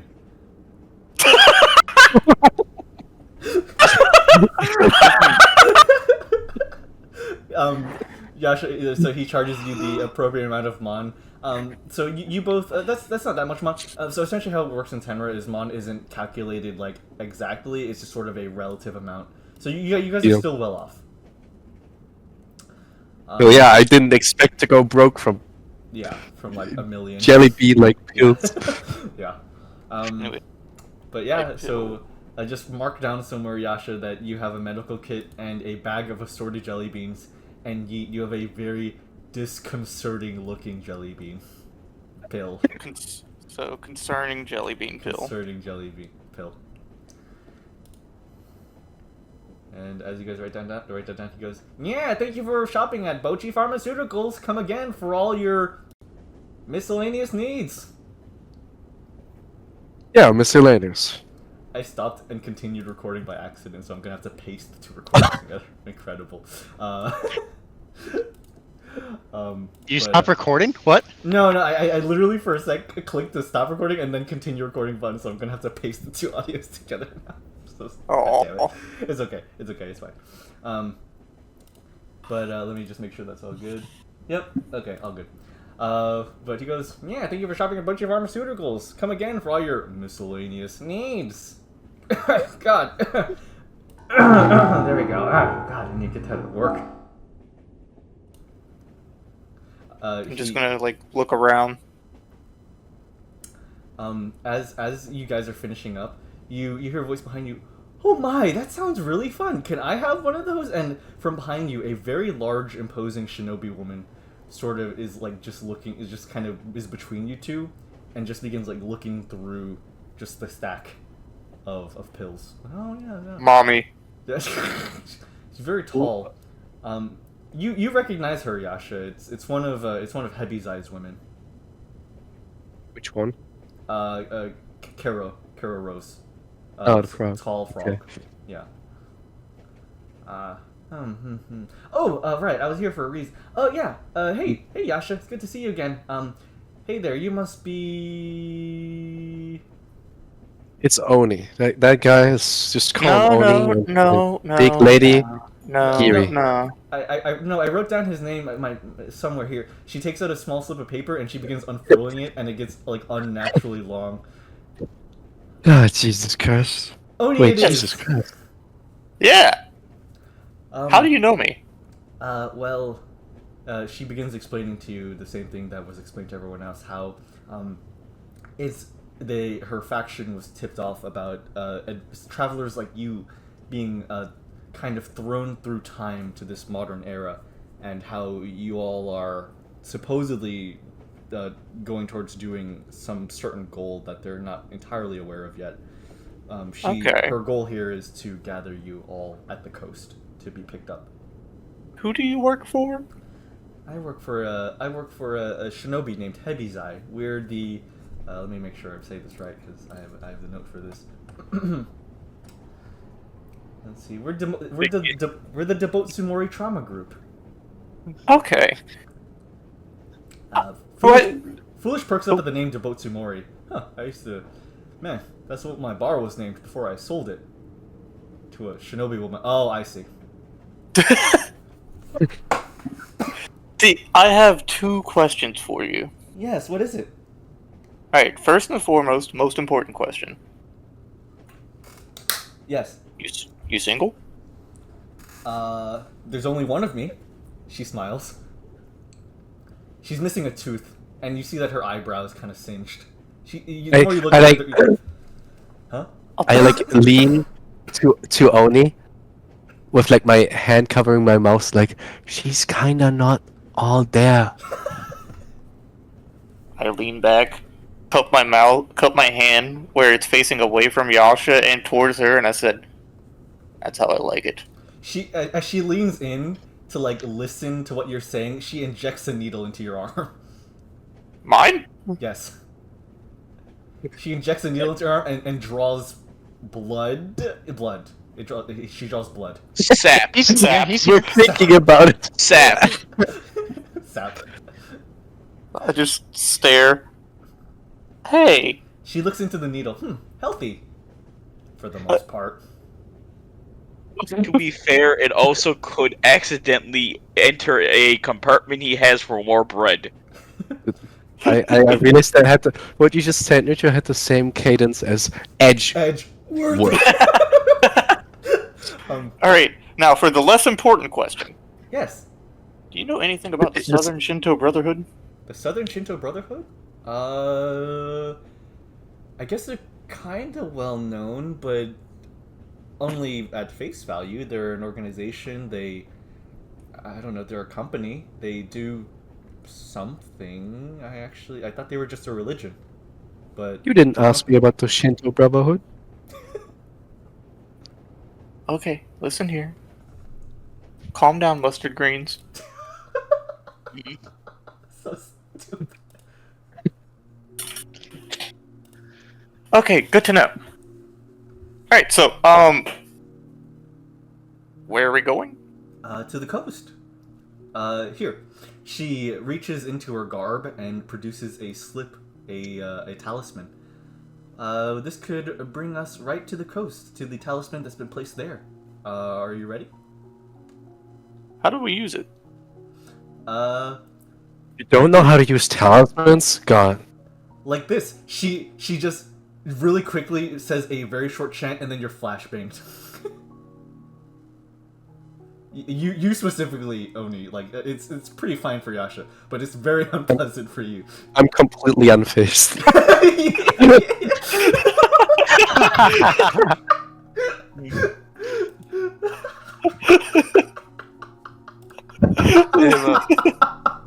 I get you.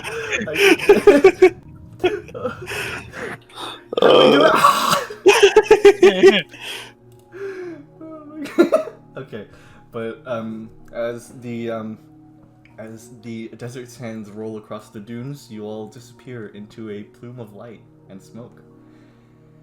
We come to a structure, not a structure, a town underwater. A very familiar, a very comforting one. As...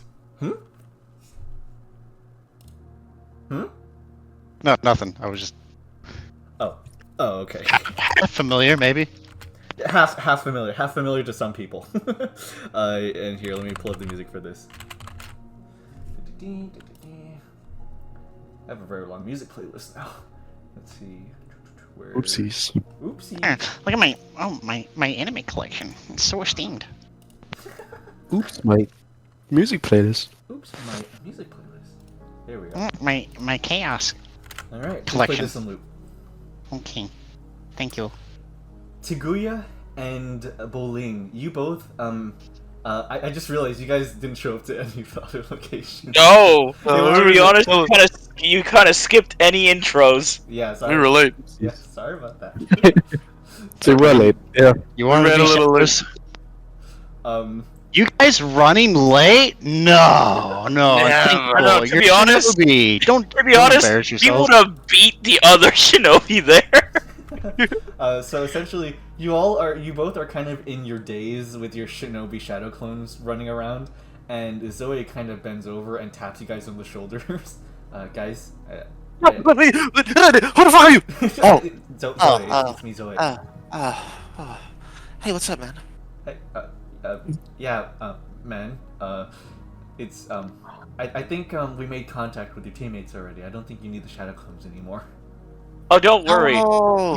It's like, don't worry. I was on top of the building watching them. Oh. Oh, you were? Yeah, they made contact. I was, yeah, oh. That's what you were doing? I was out there fucking with them guys that live in the forest up in the trees. I was out there fucking with them. I said about 7 or 8 of them over there to go Which fuck with one in the trees? Monkeys? No. There's like the weird fuckers that live up in the trees and they like swing from branch to Monkeys. branch. No. It wasn't monkeys. It wasn't monkeys. It was some other guy that live up in the trees. And I was over there fucking with him. And I was over there swinging up in the trees with him. And I was throwing sticks at him. Just to fuck. I got a little sidetracked. Fair. Tiguya, do you have any spaces for new fates? New fates? Let's see. I should have a few, yeah. Please write down, enemies with the forest annelids. Okay. To be honest, Boling was probably in the inside of the slave traders area. He was probably in the rafters just watching. Rafters watching the entire fight. No, just watching them talk to one another because that's when he joined in. He's in the rafters watching the entire time. Fair. Let me write this down for Tiguya. Enemies with the forest annelids. Man, Tiguya makes as many enemies as pieces of bread I eat at lunchtime. Anyways, Zoe bends over and goes, That's Calm alarm. the fuck down, calm the fuck down, Dio. I think it's time to begin having you guys. Well, we have a certain method to gather you all. I think I need you to come to the hangar, actually. Where's the hangar? Come with me. Oh, Zoe, yeah. can I question you for a second? What is it, Bully? What do I do with this as I take out the old key of Dobutsumori? Oh, well, actually, keep that with you. I think I you would have figure expected to just like, if it was like even remotely exposed to the sunlight, it just turns to dust. it's just that Yeah. fragile. Jesus. It's like 800 years old, an old rusted key. Just keep that with you. You'll understand why in a little bit. Come with me. Okay. Yeah, sure, I'll go. You A small both- dog comes out of nowhere with a suit on. Oh, why? Yes. Hello. Yes. Good to see. Yes. Wow. Yes. And then he walks back into the alleyway. What the fuck? Huh? That? The fuck? Yeah. That's the president of Anomaly Half. Who the? He What? established himself in this world. Who the fuck? Is there just like a giant company of him? A long time ago, there was a little dog Ayakashi wanted to start a society, and he started on the far side of the Umbrella Mountain, just full of. It's a little strange. Don't get me wrong. It's kind of weird, but I mean, it's called Anomaly Half for a reason. Oh yeah. Hey, you know what? Second thought, all this evil dog shit or whatever the fuck. I might need to. I might need to go back to my goat farm. I'm not gonna lie. Like this sounds like a little. He's nice. He's nice. Just like look at him. She produces him from behind herself. What the fuck? It's a little dog in a suit. Why, hello there. It's nice to meet you. You could just pick one up and person. Why did you just speak to me like that? Why, hello there. It's nice to meet you. I'm the president of Anomaly Half. No. You're Tiguya Nice to meet Quasimoto, aren't you? I know all about you. I know everything about you. How do you know me? I know a cartoonish amount about you, actually. Why? I know a cartoonish amount of that. I get you to the DM. Yay! let me write that down. Yay! Oh no.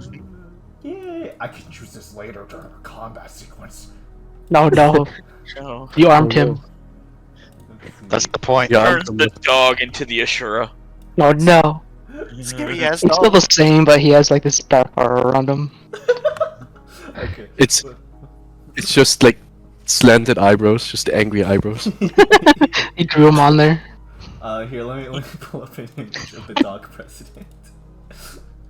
Let's see. But I'm just thinking about corgi-sized version of Yatakarasu. oh my god, Or- that sounds cute. That sounds so freaking cute.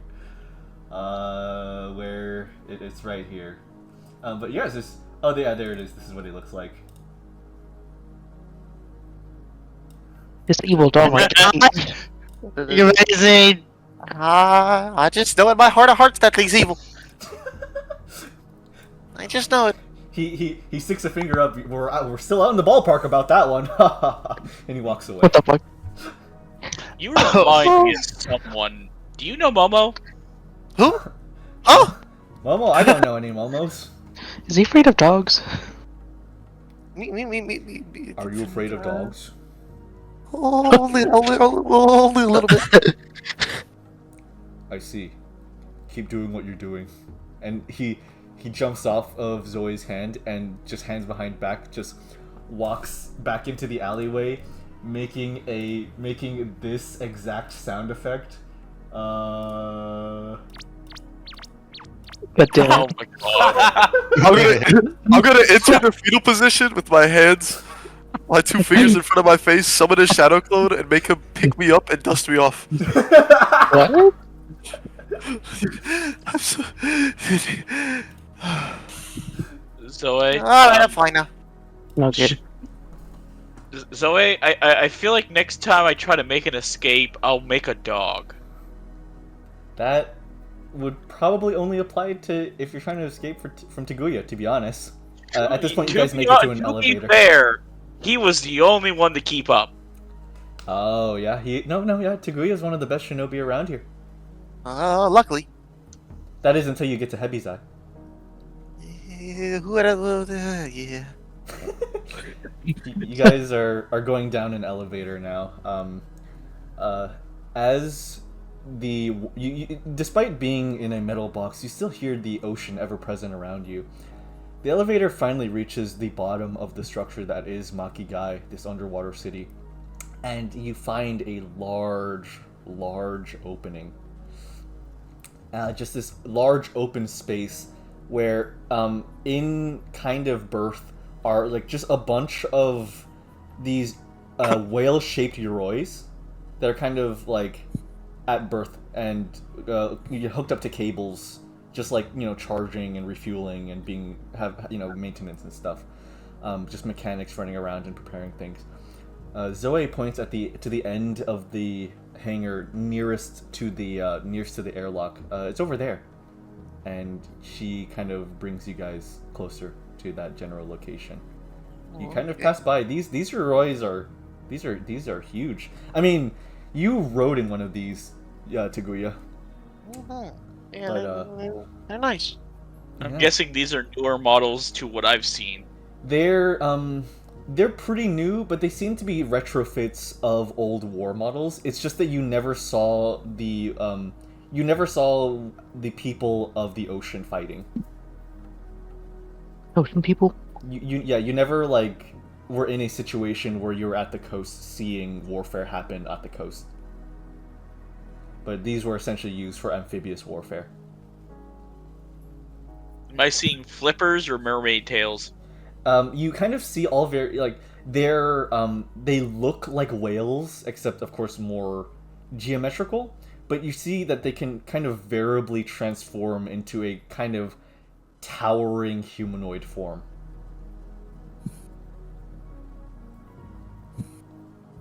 They're pretty big. Have any of them evolved into crabs? There's a few crab models. They're kind of being used as workers and like crate movers. Yeah, crab ones are the coolest. You've seen Yasha build a few kits of those. I really have a feeling I want seafood now. You say that as you walk by one of the crab workers, and you hear a voice kind of emanating from the row. He says, "No, Tiguya already tried that. No," and he just walks away. I got Tiguya. I got about a quarter through one. You walk past a quarter, like a cartoonish bite taken out of a crab Yoroi. Also, That's him right there. That's the one. Haki-chin. But I'll be damned. It's at this point you reach the end. What did of the metal hangar. taste like? Oh, well, it tasted actually pretty seasoned. Yeah, I believe. Yeah, it's probably been in the water for a while. I mean, it's probably salted. Yeah, it is definitely seasoned. Yeah, it's very seasoned. It tasted very nice. Yeah, Very enjoyable. it tasted like a hoagie. Was it just after like use, so it was kind of warm, or was it just like lying No, there it for was like? cold. It was very cold. That doesn't sound very appetizing. No, it was delicious. Matter of fact, I might eat another one if I'm given the time. Huh. You know what? I might need to try it too, just to see. Guys, maybe not. You should. You guys should. are- They're pretty good. I mean, I'm not gonna lie. They're actually like they taste nice. Look, we could get you food when we get to the transportation.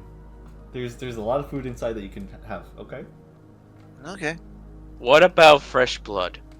Fresh blood. Oh, here. She hands you a bag of goat's blood from the farm. I mean, the ranch. Farm? Ranch? Farm. Farm. Oh shit, Farm. that's a farm. The farm ranch. She hands you, Zoe hands you a bag. I'm gonna grab her hand. Is that my goat's blood? Oh no. No. It's different goat's blood. Where did you get it? I imported it. Where does your family live? Oh my god. It's over. I imported this blood Where? from Hinode.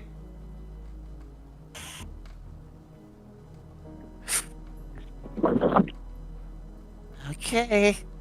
If I see even one malnourished goat or one dead goat, you and your entire family lot are dead! Dead! Okay. Good goodness. You understand me? Yes. No goats being harmed. I thoroughly understand how much your goats mean to you. Okay. To be fair, it would be easy to drain some blood without actually harming them. You will never drink my goat's blood. If you do, I will kill you. He's very serious about his goats. I can respect that. I love my goats. We'll find you a source of blood somehow.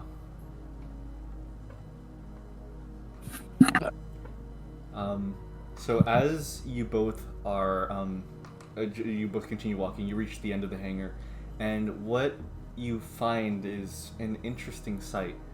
It seems to be two Yoroi armor, relatively humanoid, but kind of more, how do I put it, horizontal? It seems that they were made to move forward.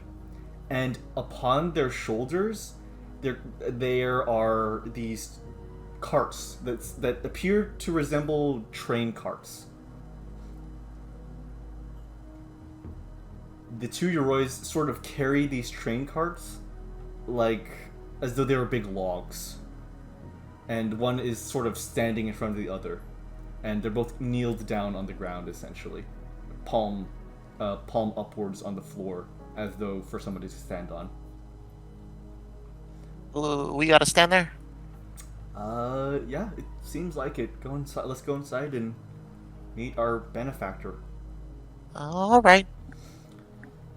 You take a step on the palm of the Yoroi. You go to the back one. You take a step on it, and you are sort of lifted up into the air. This is about 5 meters tall, 4-5 meters tall into the air, and you step into what is essentially the caboose. There's 3 train carts being lifted, essentially. So you step into the back one. As you appear inside, it seems as though the area inside is significantly larger, more spacious than what it appeared to me. What it appeared to be. A woman in a shinobi garb and a large hat is sort of like looking over things, doing some final checks on just the tech inside, and sort of helping along one of the mechanics do some like finalizations. Just for reference, here's a sketch of the woman.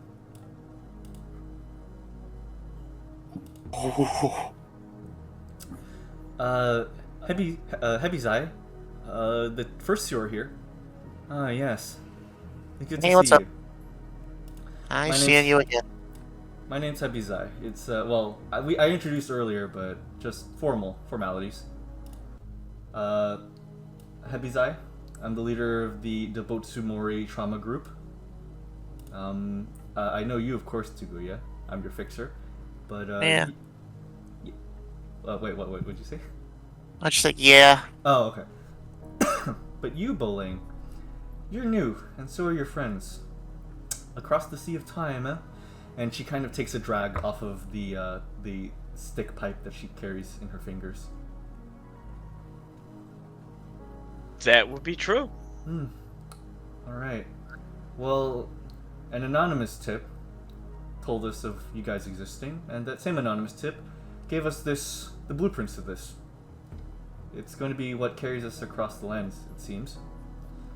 So the plan is to go along the coast and pick everyone up. Are you guys ready to set out?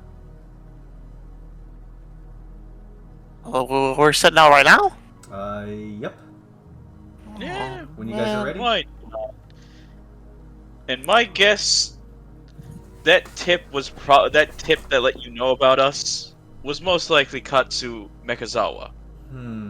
Katsu Mekazawa. That's one of the judges, am I right? Yes. Interesting. I don't usually hear of the judges influencing things too much. I mean, she turns to Tiguya. I mean, there was that one time that you told us about the ones that you encountered. Yeah, that was right after we killed the new gravity. Yes, I haven't heard much from them since. Interesting. But it seems like this judge has, I don't know, propelled you all on some sort of fate, a quest, an adventure. She kind of wiggles her fingers in the air. You would be correct. Alright. Yes. Oh. Well, ready to set out then? Yeah, I guess so. You ready? Yeah. I mean, nothing better to do. Nothing better to do than save the world. Well, I mean, I got nobody looking after the goat farm. Can you send somebody to go look at the goat farm for me? We moved it onto the train. Really? The whole thing? She goes to a side door and she opens it. And you peer inside the entire goat farm. I'm just instantly in there.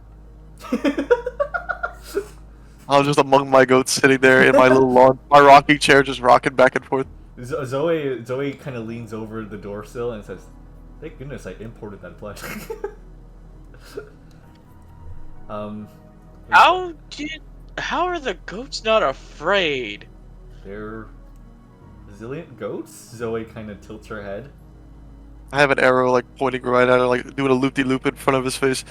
My goats aren't scared of shit. Alrighty. Well, Hebi-Zai takes another drag. We're off. We can't really keep these mechanics around too long. They're kind of needed in Makigai.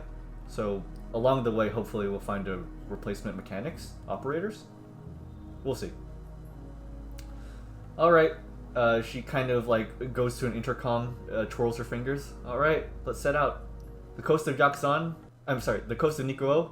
We head down towards Yaksan, and you hear the train's bell, or the train's whistle kind of bellow out as the two Yoroi armors sort of in a kind of crouched position kind of stand up and go from hoisting the carts over their shoulders to sort of under their armpits. And as this happens, you realize that this is incredibly smooth. Like, the balancing on the Yorois were fine-tuned to make sure that the carts were almost not affected by their movements.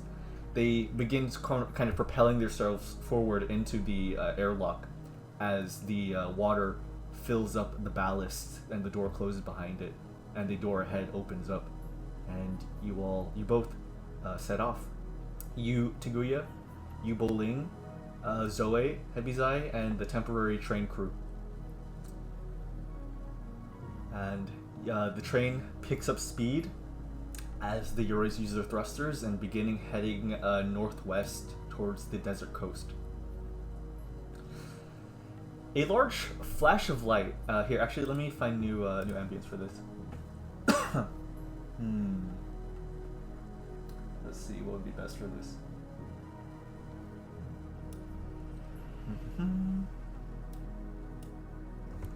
My throat's getting dry. Actually, let me take a quick drink.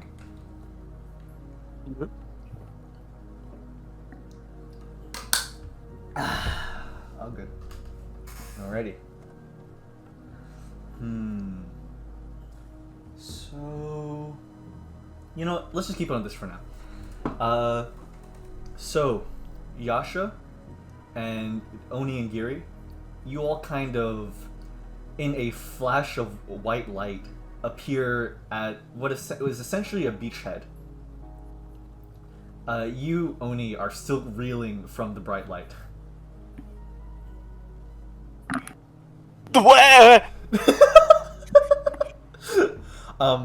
The shinobi woman, the Kunoichi, she kneels down as you kind of see both the talismans sort of burning away, having been used. One in her hand and one on the ground, supposedly marking the teleportation spot. Alright, she kind of dusts herself off. I guess we're here. Let's see. My orders kind of ended at waiting until we hear something and being prepared to jump. Thanks. That can only bode well. Let me pull this up then. Actually, I'm just like crawling on the ground. she kind of kneels down to you and like kind of dusts some sand off you. You'll be fine, big guy. Actually, I'm significantly bigger than you, but you know what I mean. Thanks for. Don't worry. I have something that's big. I can shit. Just play this on loop. Oh no.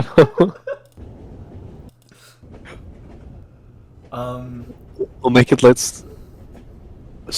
make it like slowly get louder.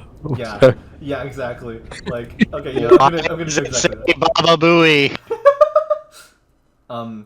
You guys wait in silence for a little bit. Just the serenity of the beach kind of washing upon you.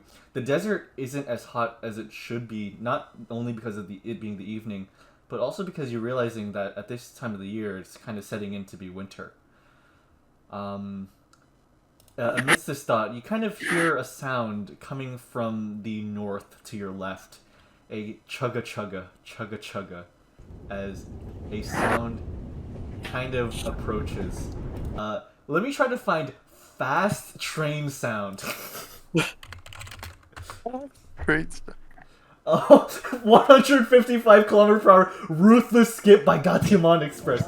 Yeah. No, actually, that's what the video is called. But no, here. I think. Yeah. Okay. It is perfect.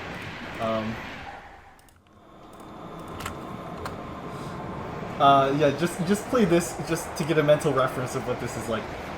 So you guys see in the distance. Ah! You guys see coming across are two Yoroi armors carrying what is essentially a series of train carts upon their shoulders. They are using their thrusters to boost upwards out of the water and are quickly approaching your location. They're trying to slow down to make pace with a human's physical capabilities, but they're still pretty fast. They kind of begin dashing towards you all. I would like you to describe how you guys get on a train that is going to move past you guys. Hey, go first, Yasha. Yasha goes first. You guys are doing this at the same time. A train that's moving past me? Yes, it's about to move past you. It's sort of like slowing down, but it's still going relatively fast. Yeet, are you going to use Giri? You can use her. Yeah.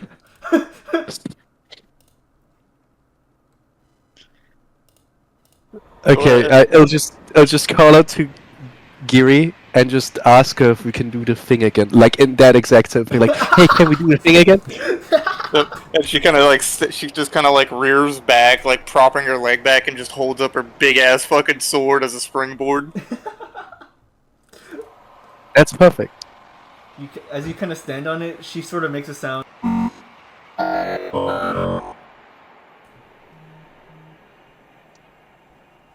Still can't discern what it is, but thanks. And I might jump. Okay. Can I describe what Giri does as well? Yeah. She begins running forward, and she also grabs you kind of by the collar. Oh no, I have a plan for what she does to me. Okay, gotcha. Okay, so I would like to at least say that you guys are running to make pace with the train, so no one's left behind, I guess. Just as a placeholder. So, Giri preps and just launches Yasha. As she launches Yasha, she uses the recoil to spring the sword back and just fucking paddles me in my ass as I'm on all fours and just jettisons me towards the train. You do a Team Rocket air fling. Yeah, pretty much. Yeah. Essentially, like, yeah, Yasha pretty gracefully flies through the air as Onii is just spinning, and as you look back, just the shinobi, the Kinoichi woman, Rose, she's kind of just waving at the both of you. And she yells, "Good luck!" and she just waves at you through the sand. I get it, both of you. You both. You know what? I'd like you to please roll agility movement to see if you stick the landing. Oh hell! No. 4 success rate of 4. Agility movement. So since I have a 7, I roll 7. Yes, Okay. roll 7 in agility. Yeah. 0.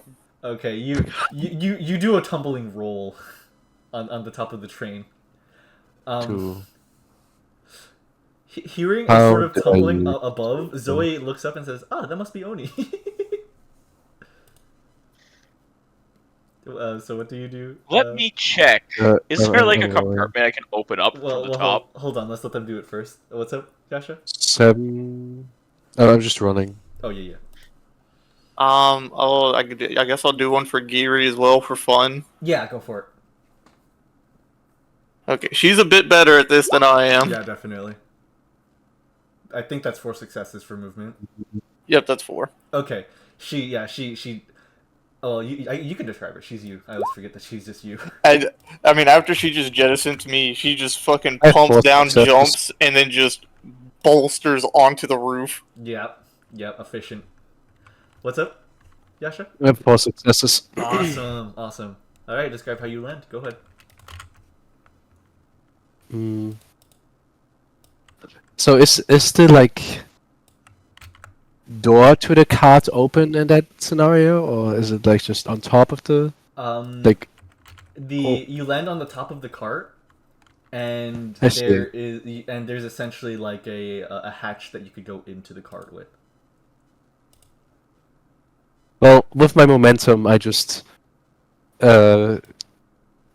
choose to crash through the ceiling of the train car. Okay, sure.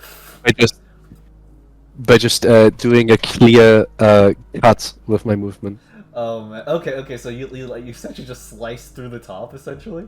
Yeah. Mhm. Okay. You kind of just create like a perfect circle hatch in the top of the ceiling, and just kind of land inside on this circle. You're handedly inside, and right in there is you're in the caboose, and in front of you is a shinobi man and Zoe. At least someone knows how to make an entrance. I get it. Hi Zoe. Hello, And- Yasha. Random guy. This is Voling. Hi bowling. And rather promptly, Hello, you just hear a thunk and as Oni just comes crashing down, and Giri just hops down as well. You must be I Voling. guess that's Onii. Not Voling, sorry. You must be Oni. Yeah, that's Onii. It's nice to meet you, she offers a hand. I just wave my hand around because I'm still having trouble trying to see. She sort of helps you to your feet and kind of dusts you off. Are you alright? That was a bit of a tumble. I'm sorry we couldn't really stop. We're trying to keep up momentum to catch everyone at the same time before anyone, begins moving around and stuff and losing the rendezvous locations. I'm just gonna squint, like looking at their face, and I'm gonna look down, look up. Posture changes. Why, hello. Let's see. Oh wait, you were. Yeah. Hi. Hello. I fought in the same war as you. But I don't think I don't think we ever met. Oh. Were you on our side? No, not until the very end. Can I do something on the side? Oh, what's up? I just behind Oni, I'm like to Giri like, hey, that was a nice job, and I just like hold my fist out to her. She just gives a very, very casual fist bump, just clunk. Banger.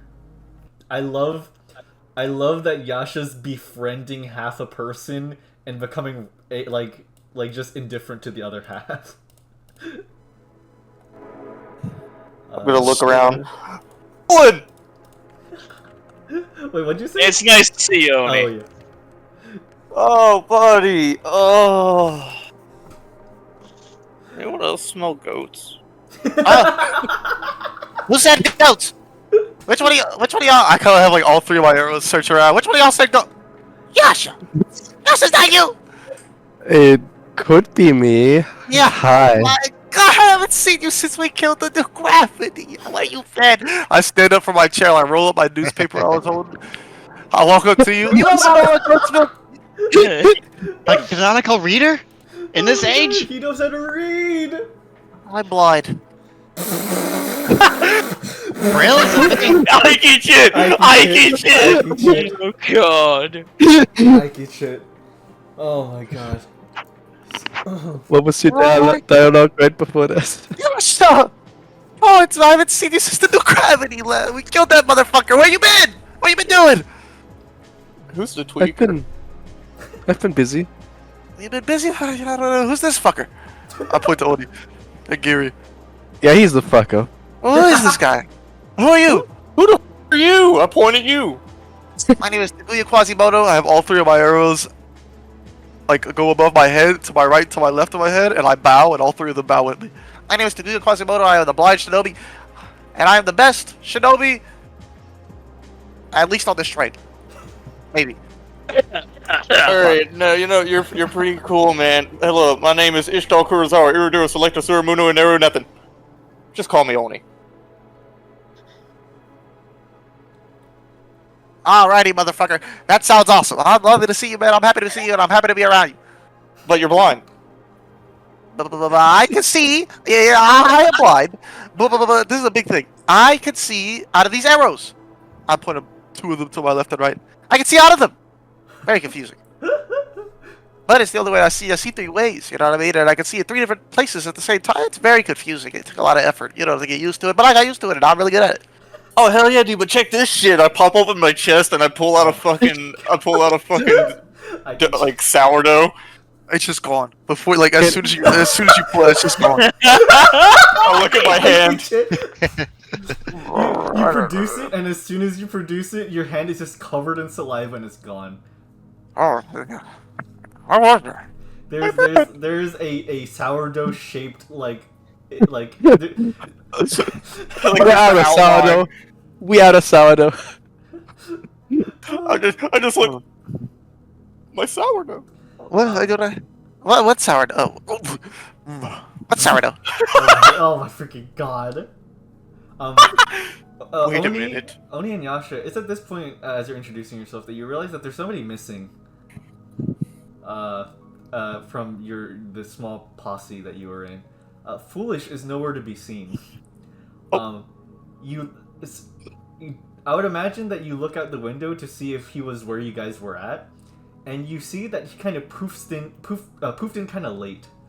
The shinobi ninjutsu kind of poofs, and he kind of lands on the beach, and he goes, "Oh man, never been really great with ninjutsu." Oh, is it that thing? Oh, I'm late. Oh no. He puts the helmet back on to his Yoroi shell, and he kind of does like small hops, stretches his hands out, sort of like, you know, bends his neck around a little bit just to like loosen himself up. He goes into track racer position, and before you know it, the place where he was at is replaced with essentially an explosion, like a sonic boom, as sand is just picked up from where he's standing up to where you guys are at in the ocean. And just all of a sudden, his head peeks through the top of that the hole that Yasha made. Hey there, is there a bar on board this train? You said a what?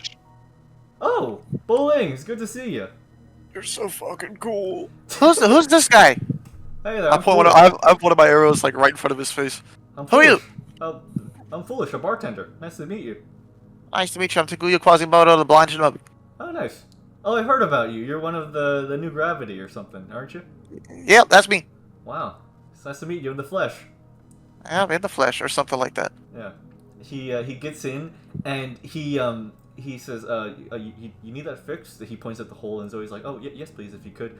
And he kind of just takes the metallic cylinder that Yasha made, kind of gingerly places it back into the ceiling, like, kind of does a preparation punching stance, and just punches forward really hard enough to where the metal of the ceiling just heats orange, and it's just soldered together as it cools down. All right, let's find myself a bar here, and he goes through the door. Wow. Foolish gets an Ike chip. Yay! Yay! Yeah, my goat. Yay! That guy's It was- impressive. Who the fuck is that? He's If my foolish. mic would- He's a He's badass. foolish. If my mic would pick up whistling, just I'm just gonna say that Yasha whistled after seeing them.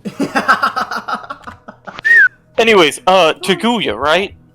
That's my Also- name. Dude, you like bread? I will have to cut off this conversation to Okay. go to the segue to the next bit. I will say that you guys just continue talking about bread. I'm gonna be right back. Okay, sounds good. A bright flash, poof. You, Jiyu Sakamoto, and you, Yoshida Malko, find yourself at the Hinoden coast. It is a kind of peaceful kind of drop off from like prairie land to rock to ocean, as Momo kneels down and the kind of talisman in her hand burns away, as well as a one placed on the ground, assumingly the point that you teleported to. If you guys didn't see it earlier, please play this on repeat. Boop. Please play this on repeat. Oh yeah. Okay. Well. Yeah. I believe we're at where we're supposed to be. Are you both okay, Yoshida, Jiyu? Mm-hmm. I believe so. All right. I kind of got my orders last minute. I didn't really. I just heard you guys were being picked up. I don't really. And you guys begin hearing a chugga chugga chugga chugga chugga, as in the water, you see far kind of northward to your left a very fast-moving vehicle. Two Yoroi armors carrying train carts are beginning to approach your location. They kind of begin slowing down, but you know this song and dance. Momo nervously, sheepishly kind of looks up and down. Pick up. I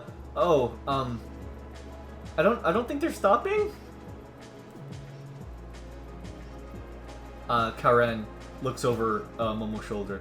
They're not stopping.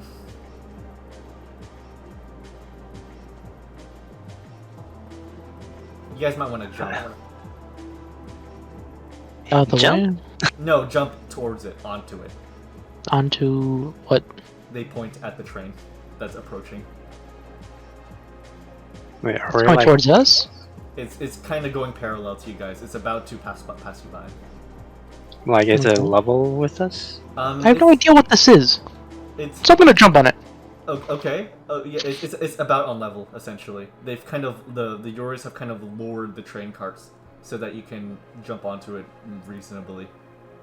So we're on the station, I guess. And no, you guys are just in the middle of nowhere, and just the Okay. train is just going to pass you by. You kind of just want to run and jump onto it. Okay. Please, both of you describe how you board this moving train.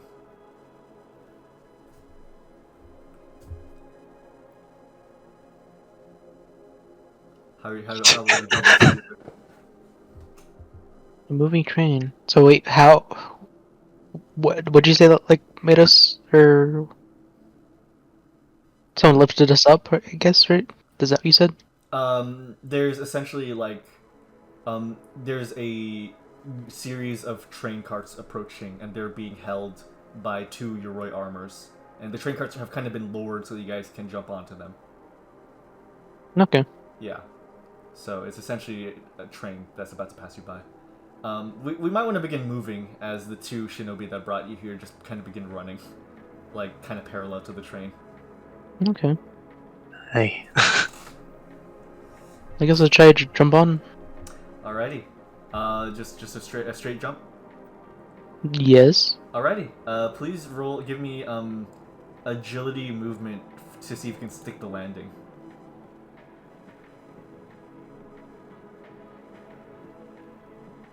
What are you gonna do, Yoshida Malko? I guess I'll just jump on as well. The time, right? Yeah, fair enough. Just both give me agility movement checks. So how does this work again? Okay. So for you, Yoshida, you have 6 agility. So give me roll 6d6, and 1 is a success. Because you don't have any movement. So you have 1 success. Okay, gotcha. All right. Jiyu, how do you feel? Fair. Can you please roll? What are you doing? Your agility is how many dice that you roll. So. Okay, so I have 10. Yeah. Oh So wow. 10d6. Yeah, 10d6. And now I have. You said movement, right?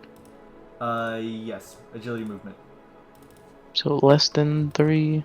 Is that what? 3 and under. If your movement speed is 3, then yeah. Yeah. 1, Alright. 2, 3, 4, 5, 6. All right. You can completely describe how you land because that is a lot of successes. You might need to help your friend though.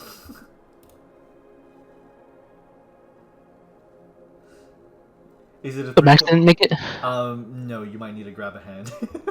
No, okay. Yeah, so I see. Yeah. I see. Max's character is struggling a lot, and I just sort of like grab them by the waist in a way. Midair. No, like just going like along the way. Oh, okay. I Oh, as you're running. Roll them. Yeah. Am I being carried? Yes, you're being carried by the waist. Literally. I like give a full like shotgun throw at the train. then I jump. Nice. All right. Yoshida, you make a bit of a tumble with your roll, and you make a beautiful 3-point landing. 3 10s. 3 10 out of 10s out of for that one. I kind of give the Y pose Nice. as I land. Ike chip. All right. You both are on top of a moving train, and right in front of you, 2 plumes of smoke as the 2 archiver shinobi appear in front of you. And there's a hatch, a handy hatch right next to you. You realize that where the hatch is kind of soldered on, but you can still open it. It's kind of weird. Don't know why the train looks like that, but you know, that's how it is. All right. So do you go in? I knock. Dung dung dung dung dung dung. You guys inside of the train here are knocking above head. Huh? What the fuck? You hear knocking on the roof as you pass by the grassland. Who the fuck? Come Who the in. fuck's on the roof? From inside, you hear a voice yell, "Come in." Jiyu. I just melt the hatch, Oh my god. Oh and my I slowly like. The moment I I melt noticed through that it. it's melting, everybody So- step back. Giyu's coming in.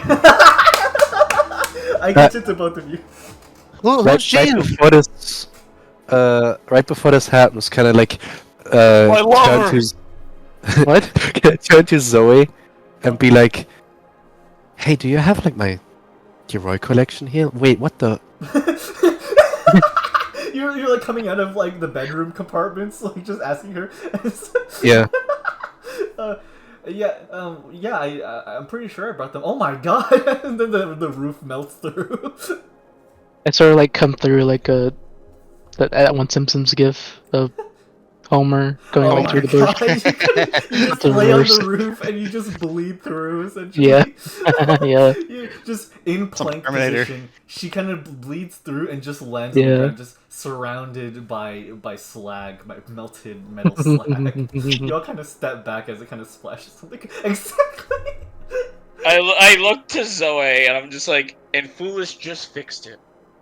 Oh goodness. I Huh? Zoe kind of you know, Hebi-Zai comes in and kind of pauses, and she takes a drag and says, you know, the history books always said that Jiyu was really hot. I never knew what that meant until now. And she takes another drag and kind of leans against the corner. Really? I mean, actually, I'm kind of curious. What did they say about us? We'll go over that later. It's all right. No. I actually want to know. No, we now. will. We actually will go across Just that later. drop It's actually down. quite important. Next to him, pat myself off. You dust yourself up. You're kind of just kind of getting some kind of cooled down metal slag off of you. The two shinobi indexers come down, and Hebi-Zai says, "It's good to see you guys are all right. Head to the library. We'll be right there." And they kind of give her a salute, and they run to the front cart.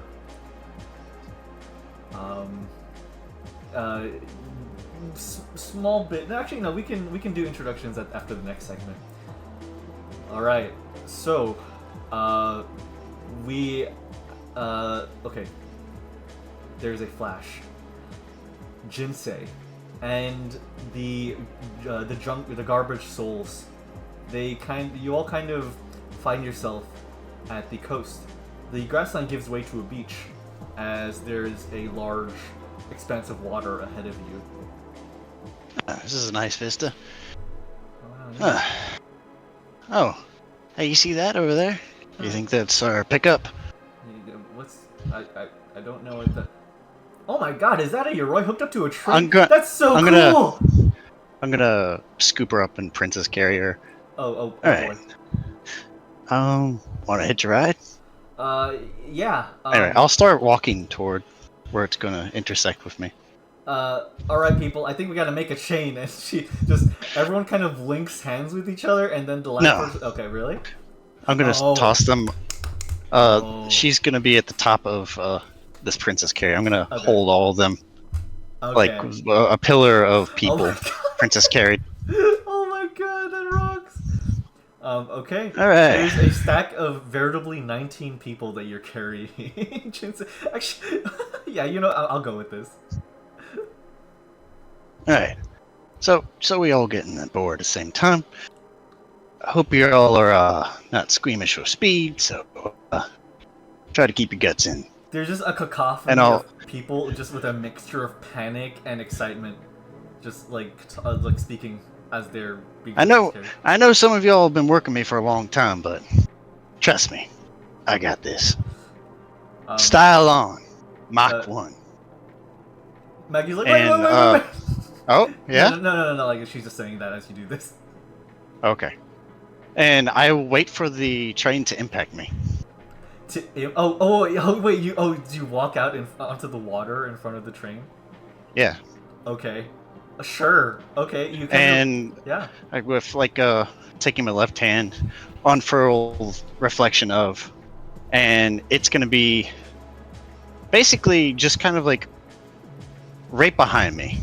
Okay. And I basically see the reflection of this Yoroi locomotive coming at me. And then right before it makes full contact, I'll take a step backward. The giant mirror with all the people I'm holding unfurls around them, collapses on itself, and then shatters into a million pieces and all coalesce at the nose of this vessel. Mach 1, cast off. And we reapparate at the nose of the vessel. Ooh. Okay. So. Okay. Gotcha. Like everybody kind of defragmentizes from like the mirror world. Oh my God, that's I eat shit. That's awesome. And I basically with how I exit is basically Noriko in the Gynax pose, holding all these people. Awesome.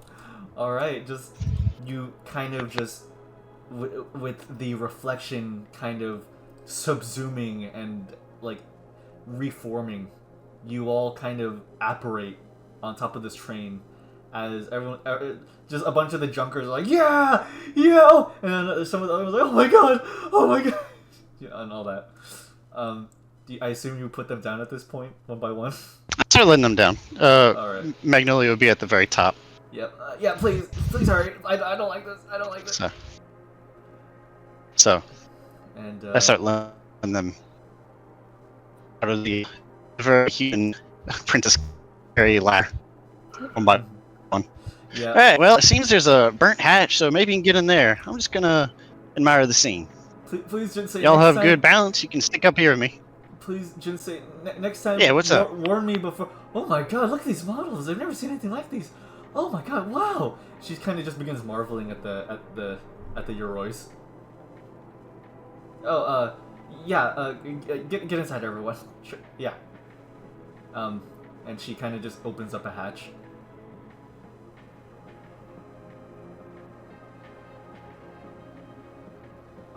Do you go inside, Jinsei? No, I maintain my pose as we hurl in a direction. Alright, sounds good. The junkers all begin kind of funneling into what used to be a hatch. Kind of one by one, everyone in the train, you guys kind of see like, hey there, oh hi there, hey there, oh hi there, hello there. Just a bunch of mechanics coming in. You all seem familiar. Oh, hey, you're one of the group that helped us out. You're Bowling, aren't you? Yes. Wait, you're Magnolia's mechanics, aren't you? Yeah, Jinsei brought us here. You need some hands on this train? And Zoe kind of perks up and she goes, oh yeah, actually yes.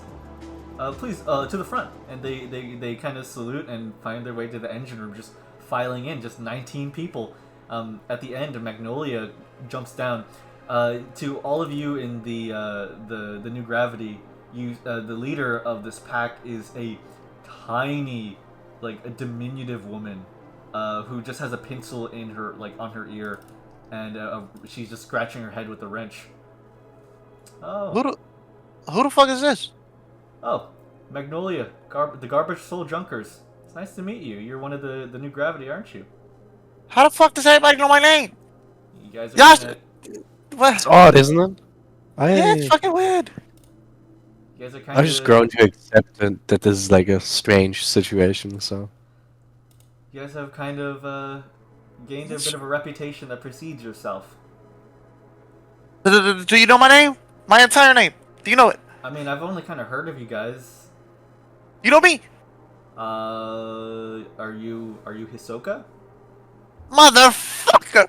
Why is it so I miss him? I kind of just crumble into him all in the fetal position and start crying. Poor bastard. Sure. Yeah. I'll find my way to the engine room. She kind of just taps her shoulder as she steps over you and goes to the front cart. It's so good. I will make a clone pick up Tiguya and just place him in one of the seats and just kind of just go, "You're okay. You're okay."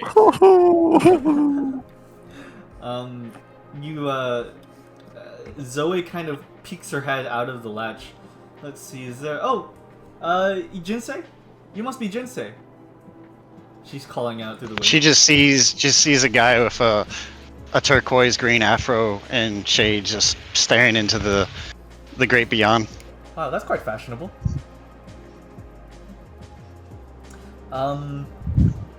Jinsei, would you like to come in?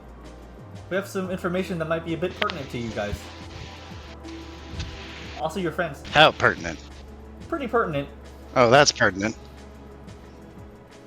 Yeah, I suppose I can get a change of scene. And she Style off. Haha, banger. She peeks her head back down into the caboose. And music change.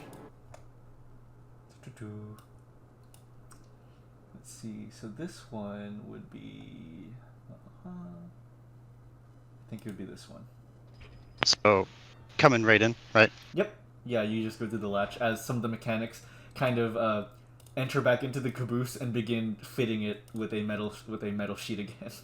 Kind of glide in with kind of like the scrolls and tapestries, kind of easing my weight as I kind of coalesce down. Yeah, gotcha.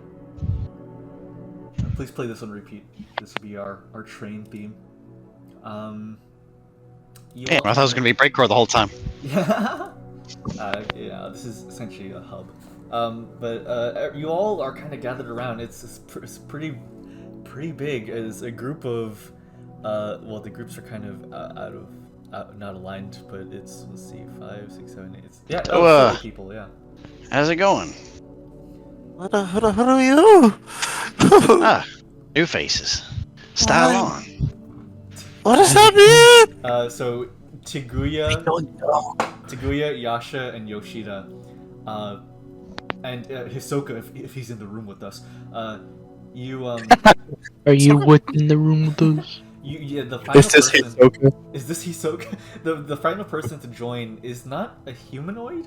It is seemingly a man loosely made up of parchment and just paper. And clearly it's not somebody wearing it because you kind of see holes going through the body. It is just living parchment. And green afro and shade just kind of glowing there across the upper head. So, still getting used to how things are here. Name's Jinsei. How's it going? You look like somebody I know. I saw you. Yeah, I saw you. You were there when I got ran over. Saw him? Yeah, I saw. Oh, ran over? Yeah. Yeah.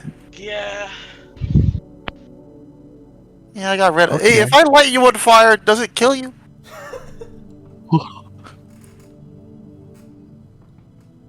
Just You go wanna find look out? Son, just go. I mean, Yeah, yeah, look. sure, why not? I kind of grab out like a little lighter. Well, I grab out a piece of flint. I go near you and I make one of my arrows strike off the flint and light you on fire. I produce a soul gem and put it near your nose. What the fuck is that? Oh, it's a goddamn song. I see what I do. And like with a little flicker of the wrist and knuckles, it disappears back into the tapestry. Oh, you went. I got that too. I showed my spine. Yeah, they run down there like this, and this. Like you see that? Oh, you're the colorful one version. Yeah, but yeah. What does that mean, huh? What's that mean? You're not inky colored now. What is that? What? Yeah. The thing they call a shadow clone or something like that. No, I'm the real one. This is me, Tiguya Quasimoto in the Yeah. flesh, blind Shinobi. Best to ever do it. Hey, could you pinch yourself to make sure you're not dreaming? Yeah, sure. I mean, I could do things. I kind of look left and right. I give him a pat in the back. That's a spirit slugger. Anyway, I guess you're the other group, huh?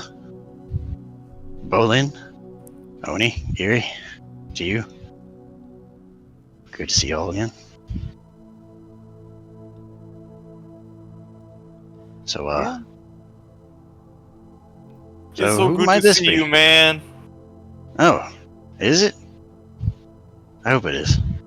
Just, dude, these people are weird. What? We talked about bread for 30 minutes. Well, you're cool. I'm over here talking about soy sauce. It Gestures to Yasha. Yeah, that's a good name. That is a good name for her. That is You're true. calling me weird when you're talking to a Oh. living scripture? Huh. Another Kagutsu. I'll be damned. You remind me of, How do you know Buddy. that? It's... Let's just say I had a sentimental experience with someone who was cut short for chances to experience the world for better. I'll leave it at that for right now. Anyway, name's Jin, or Jinsei, whatever you prefer. Well, my name is Yasha, and Yasha only. Pleasure. Does a small little head bow. You do shakies or no shakies? You do fisties or no fisties? Like a fit. Of your choosing. Alright, I like this one. I put my right fist out. I fist bump with my as a retired fist. Ooh. Styling. Your scripture fist meets a dark black, almost metallic wood, just fist. There's a lot of history in there. Hmm. Anyway, who else we got here? Oh, and who might you be? Kind of looks over in what would presume to be Yoshida.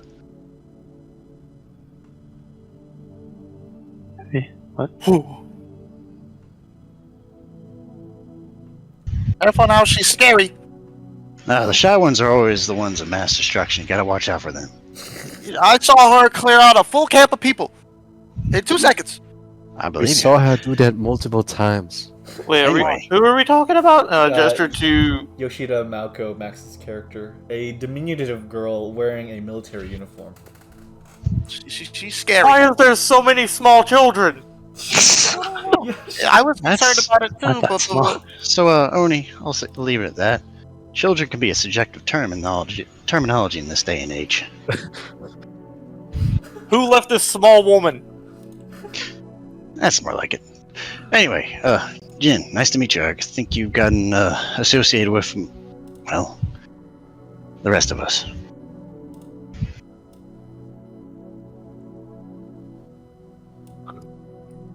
Man, you weren't kidding. She is shy. But Jinsei is talking to you, Yoshida. Wait, what? Jinsei is talking to you specifically. He's introducing himself to you. Do you respond? Oh, I'm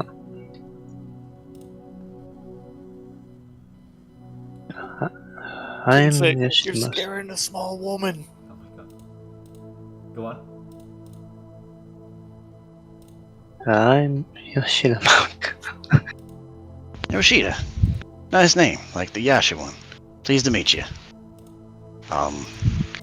Pretty sure you're all veterans of whatever's been going on this day and age, so well, hopefully us relics can be some use to you all. I suppose. Well, actually, I ain't no veteran. I just do jobs for pay, and I just happened to save the world by accident. 'Cause it paid Well, me. your body movement says otherwise about your rookiness. It's not existent. I never said I was a rookie. Well, I only do things for pay. I'm saying you're the opposite of a rookie. Anyway, so 1, 2, 3. Feel like we're missing somebody. Is it just you 3? Well, And my friend. He's supposed to be here, Mr. Hisoka, but he's not here. It's been so sad. I'm need gonna a crawl hug? up to the position again and start crying.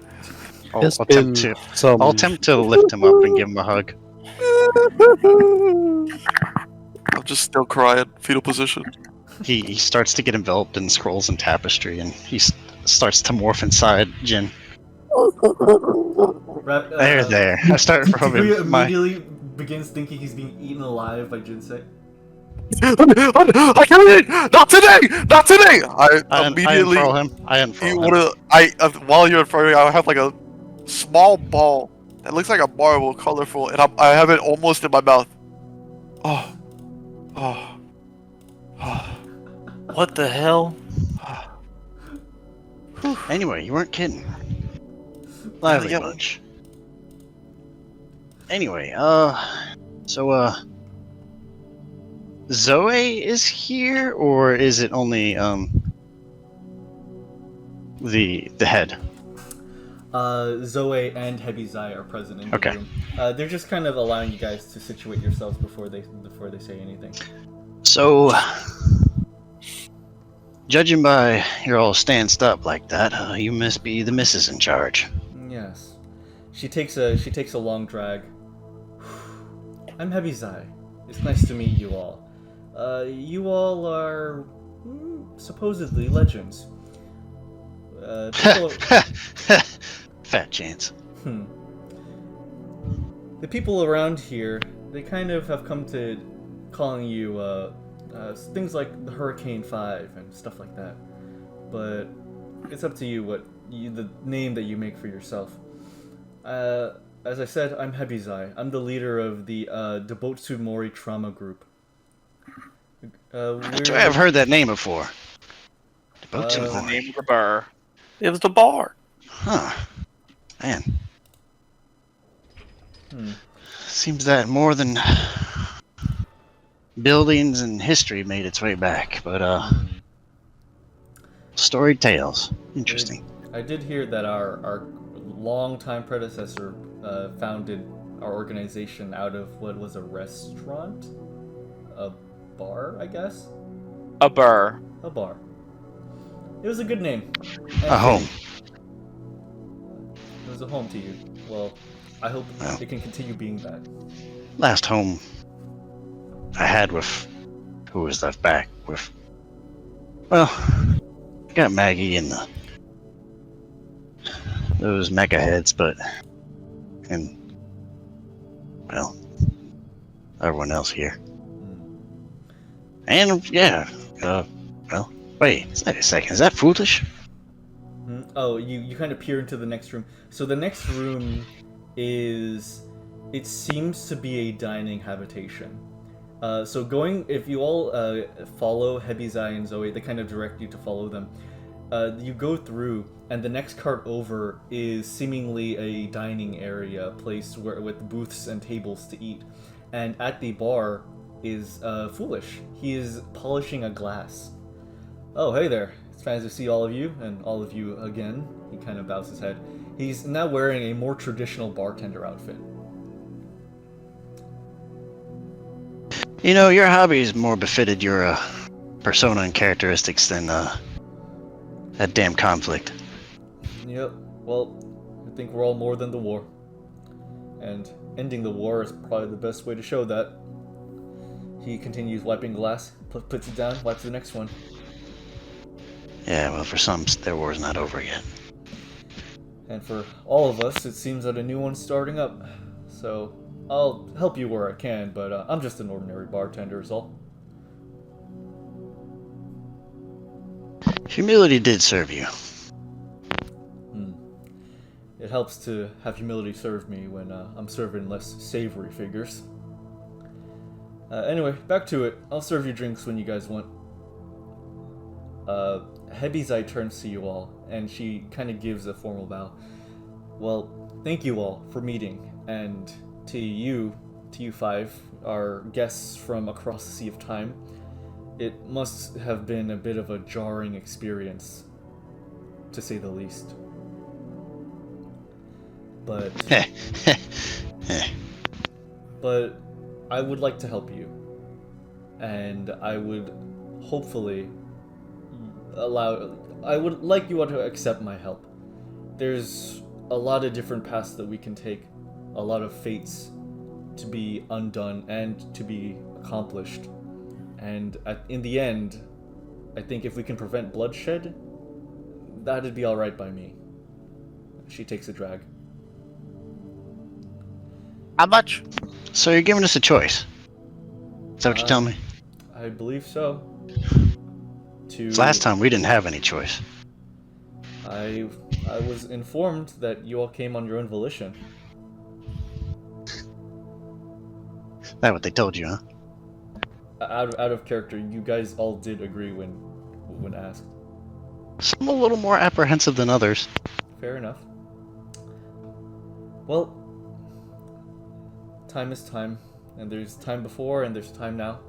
I'll put my hand up. Excuse me, ma'am. What is it, Tiguya? How much? How much? Oh, to stop the eventual war? Yep. You want another few goat farms? I want 3. 3 goat farms? Done. Sounds good. I'm on it. You gonna settle for that little, Tiguya? I think like more like 6 is in order. No, you gotta work hard to get what you want, Yasha. See, this is the thing with you and your funny little arm. You always punch people to death. Let's call it mud, and eat garbage. I know what it's about to work hard. I must crawl in mud and eat garbage while you punch people to death. I can shit. I was just making a suggestion. Okay. Well, you know, I. Sorry. No Uh, offense taken. Not to interrupt, Hebi-Zai, was it? Yes, Hebi-Zai. The name, Changer Warden? No? Alright. No, Figures. no, wait. The name Warden stands out to me. He's an up-and-coming traveler that the people have been hearing about recently. That actually brings... let me get to that after I establish one thing first. So... Sure. Something's going to happen, and unfortunately, unlike the adventures that you all have just gone on, you all during the war and you all fighting Juyoku, the goal is a bit less concise here. We need to do some looking, some investigating. We're gonna have to do some traveling and see what's behind all this fuss, what's stirring about. None of us seem to be able to remember how the war ended. It seems that somebody has blanked out that part of history. It's at this point... Alright. Oh, yeah? Oh. One of us remembers, right? None of you remember how the war ended. But You all do I remember my interaction with... Change your warden? Yeah. Of course. Initially? That's not where the war ended. Okay. Yeah. The war supposedly ended when you all headed to Nishibotsu to discover an object that would end the war. But none of you, not even the 5 of you who were in the war, remember what the object was, even though you all know that you found it. So, we're going to have to go across the land, find out what's behind this Searching far and wide? Hmm? Searching far and wide? Searching far and wide. To understand? Oh my Lower that Have the spine? power inside? god. Shut up! Power within, I guess? Power within! Power. Onii Giri blasting off again! Of course, we won't do this for free. You all will be rewarded. It is to my attention that you all, our friends from the war, you all were promised the fate accomplished and never got that. We'll give you 2 to make up for that. 2 fates. Oh. And if that doesn't work, money. Oh. And as for the new gravity, I mean, I'm sure I have some semblance of an idea of what you all are looking for. So we can help with that. This is a pretty big deal, though. That's what the last bunch said. Yep. Well, we'll make sure it happens this time. Sometimes things like time travel and rebirth can get in the way of plans, unfortunately. You speak as if you've done it. I'm speaking from what I'm seeing from you all. It did seem to get in the way of some of your plans, I imagine. But this train will be able to carry us to our objectives. Now that brings me to our next point. Our first point of interest is that you all seem to be confused why you're being known, why you're being noticed, and why people know about you. If you could come to me to the next room. Hebi-Zai directs you all and brings you 2 rooms forward. It seems to be a library. Inu Momo and Nako Karen are kind of tending to books, and when they see Hebi-Zai come in, they kind of go to a board on the far side of the room, sort of on the far wall. All of you are kind of directed to crowd around it. A few months ago, when people like you, people from across the Sea of Time, began awakening, there seemed to be some group, some anonymous group, that have been compiling travelers from across the land. And it seems that they're forming some sort of leaderboard of these travelers based on rank, based on their ability as a traveler, as an adventurer, as a mercenary, as a soldier. This is a publicly available leaderboard, and it seems to be kind of beneficial to those looking to be hired, but at the same time, it could also explain why people know about you all. She directs you all to a screen, the screen on the board that Inu, Momo, and Niko Karen are standing at. And if you all could look at Tenra chat, the screen kind of blinks on, kind of turns on to life as something is projected onto it. Seemingly a leaderboard, a list of adventurers and group of adventurers. And let me put this in the chat so you all may look at it. Actually, no, I'll read it out first. So, as the names boot up, Hebi-Zai reads the names out loud. So far, the names that seem to be significant, you guys were able to skip F, E, and D ranks because of your accomplishments, seemingly. But starting at C rank, C18 is Foolish, and you'll notice every traveler has their name listed and a title next to it. Hebi-Zai explains, every traveler has a title, and it is ambiguous what this title means. It could be their Onmyo Jutsu, it could be their ninjutsu ability, it could be the name of their Yoroi armor. That part isn't specified, it's just their title. And I'll put their names on screen just to...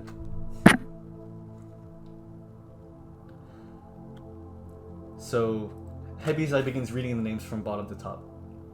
At rank C18 is Foolish, and his title is Rage On Through the Night, our bartender next door. C17 is the late Rhyme Team Orange that were defeated a few months ago. Their last surviving member, Mr. Rhyme, and his title is On the Dime. C16. Still around? You do remember Rhyme Team Orange. You remember them very well. You guys are kind of responsible for their downfall. Also, this is a better list. Let me, here we are. Sure. C16 is the Garbage Soul Junkers, led by Magnolia. Their title is Today and Tomorrow. Oh shit. C15 is Galbam and Chobam, the Infiltrators. I know them. That's my boys! Their title is Receptive Deceptive. Above them, in C14, is Jozu Vilkacher, the very angry samurai that you all are aware of. I start shivering. His title is Hollow Anger. You guys, at the lucky C13, are the New Gravity and the Hurricane 5, as you all have been colloquially known as. Though, of course, your name can be carved out by yourself, if you decide that is not fitting of you. Going into B rank is Dr. Smile with his title Necrosystem. B11 is Warden with his title Open Cage. She looks at you, Jinsei. This is what I've been hearing about, and all that I've heard is that he's a traveler. People don't really know much else besides that.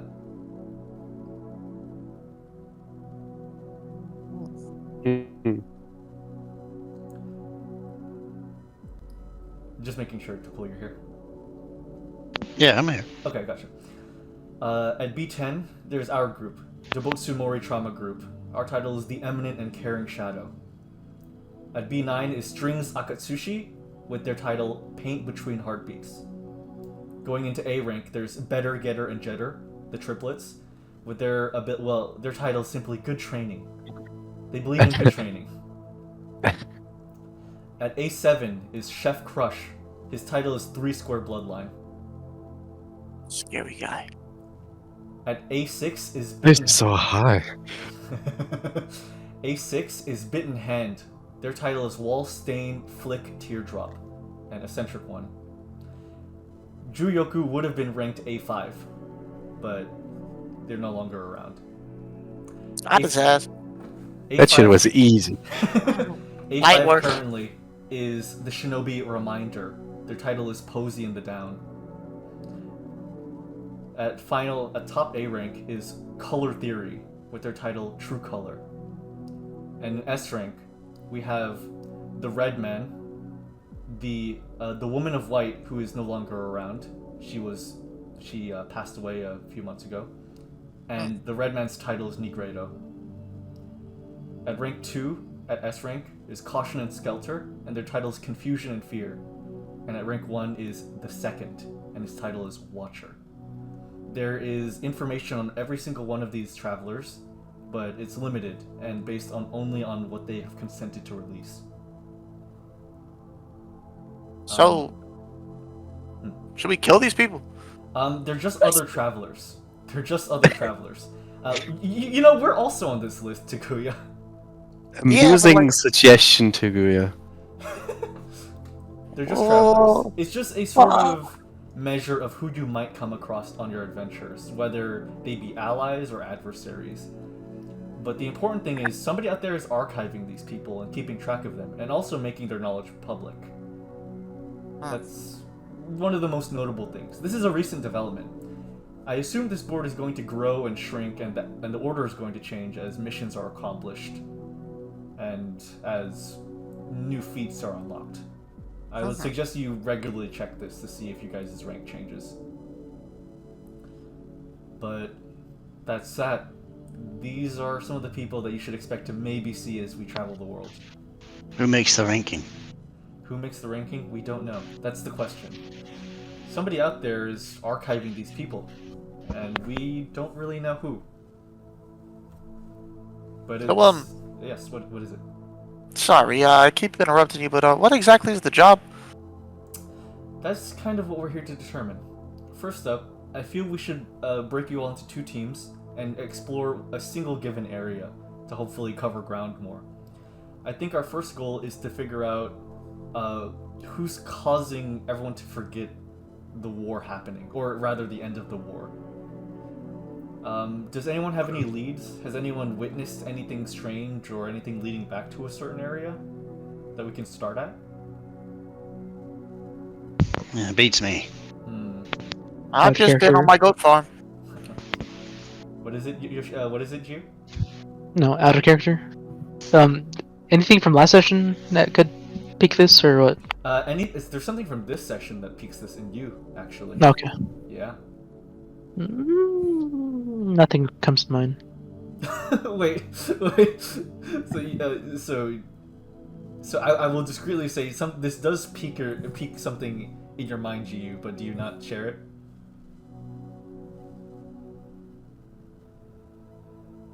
Wait, what happened? The weapon seller from earlier. Well, I didn't know him. You know. I mean, Jiyu, no. Yeah, but no, it's just saying like anything interesting is what Hebi-Zai is asking.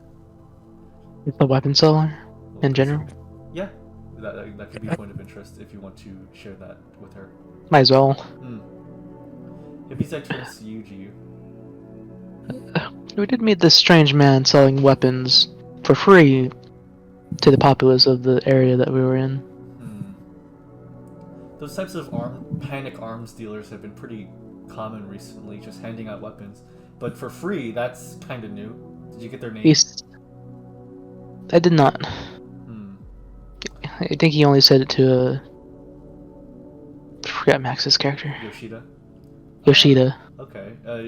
Hebi-Zai turns to you, Yoshida. Did you get their name? Tenge. Tenge. Who's Tenge?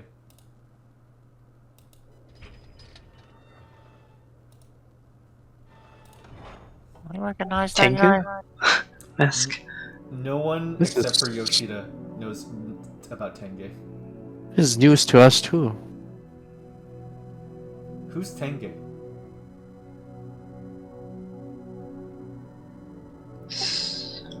Someone who army power.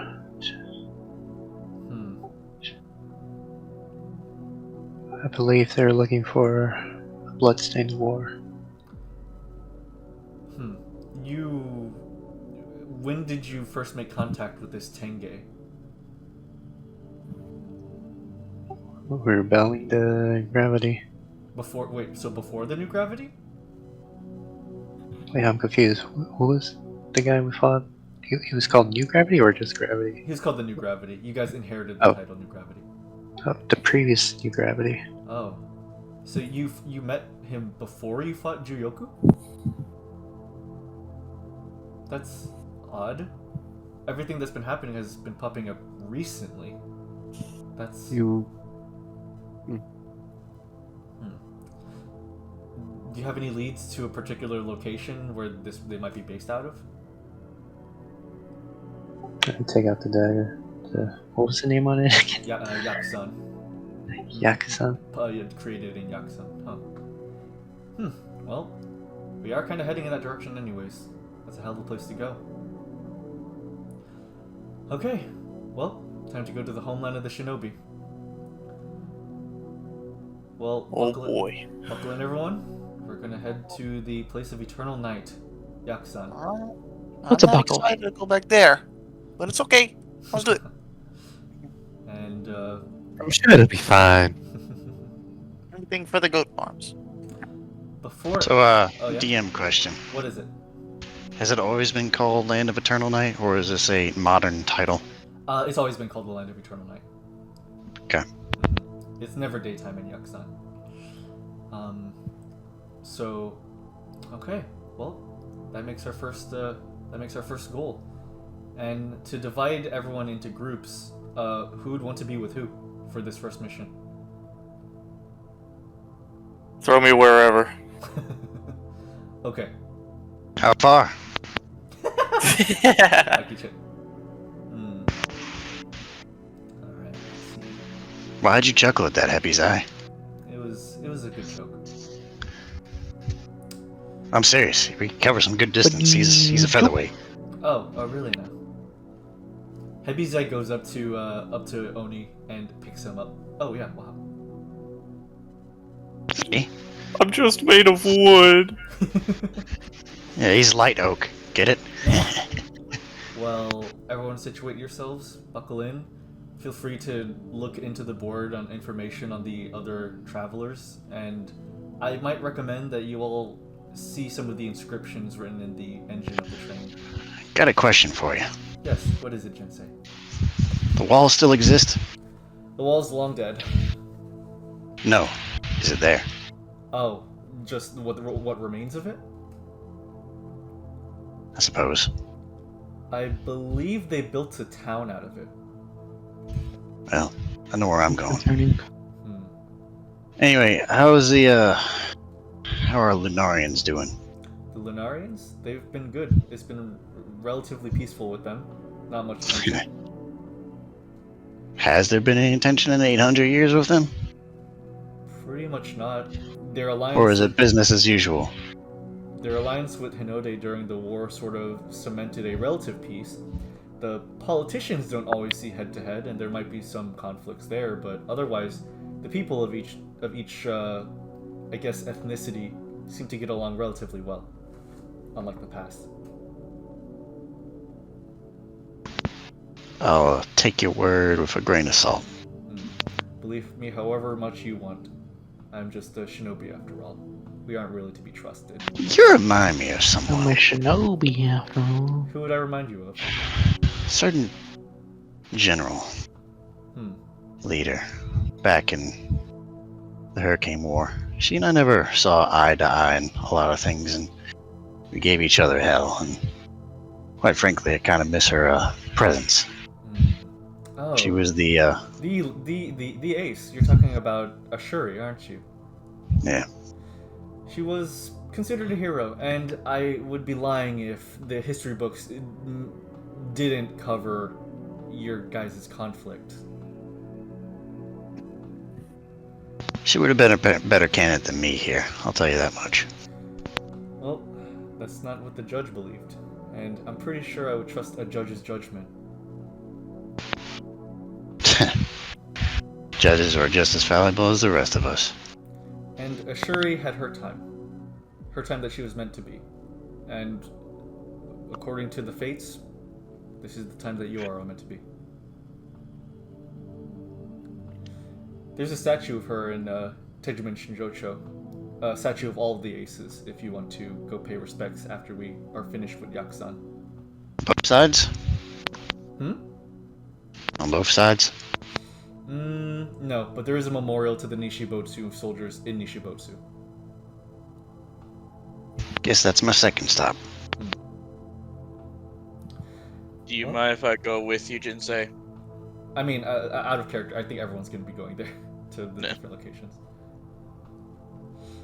Alright. Well, if you all would look at this. I believe it's addressed to the Hurricane 5. Hebi-Zai directs you all to wait, what? Top B rank. Wait, what's... Oh, Rust... Amazing. But she directs you to the engine where the garbage soul mechanics are kind of toiling away, and just Magnolia is just marveling at the technology, and she's just going on and on, just this was expertly crafted. The person who made these blueprints are insane. The gyros are so finely tuned. I don't even feel the rocking of the cabins, and she's just going on, and Wait. You felt rocking in my cabins? maybe. There's a sense of enviousness. Yeah.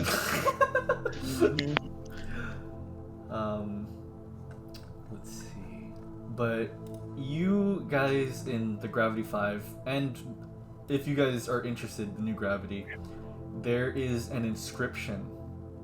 There's an inscription in the cabin, kind of etched in the plate. Some of the working mechanics from Makigai explained that the blueprint specifically had these words etched into the side of the cabin for those who would ride in it. And the words read as so. The designation of this craft is the YA-005, the Long Ride Home. That is the machine's name. A quotation inscription under the name says this. This machine's name originally referred to sending an enemy combatant home in a body bag. Now I want it to refer to returning to one's homeland in peacetime. A second inscription is written under it. Change the future. Signed KM.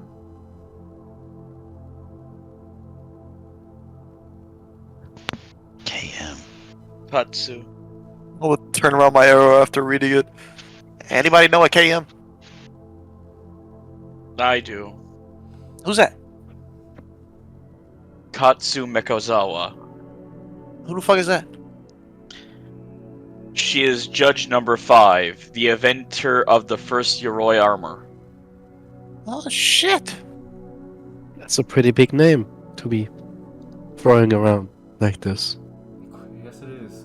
Quite. Oh, that's fucking scary. She's been, I guess, giving the Hurricane 5 information way back 800 years ago. She was the one telling us about things happening and what needed to be done. But it only happened when we were sleeping. I see. Hebi-Zai takes a drag again. I see. So the anonymous tip wasn't some big wig or some big name, it was a judge. A judge making contact like this is pretty big. It means that something big is on the horizon. Maggie kind of pushes Hebi-Zai out of the way. And do you see this? YA-005? This is an ancient Yoroi designation. This is only used by Katsu Mekozawa herself. This means that this is the 5th Yoroi she's ever made, or designed at least.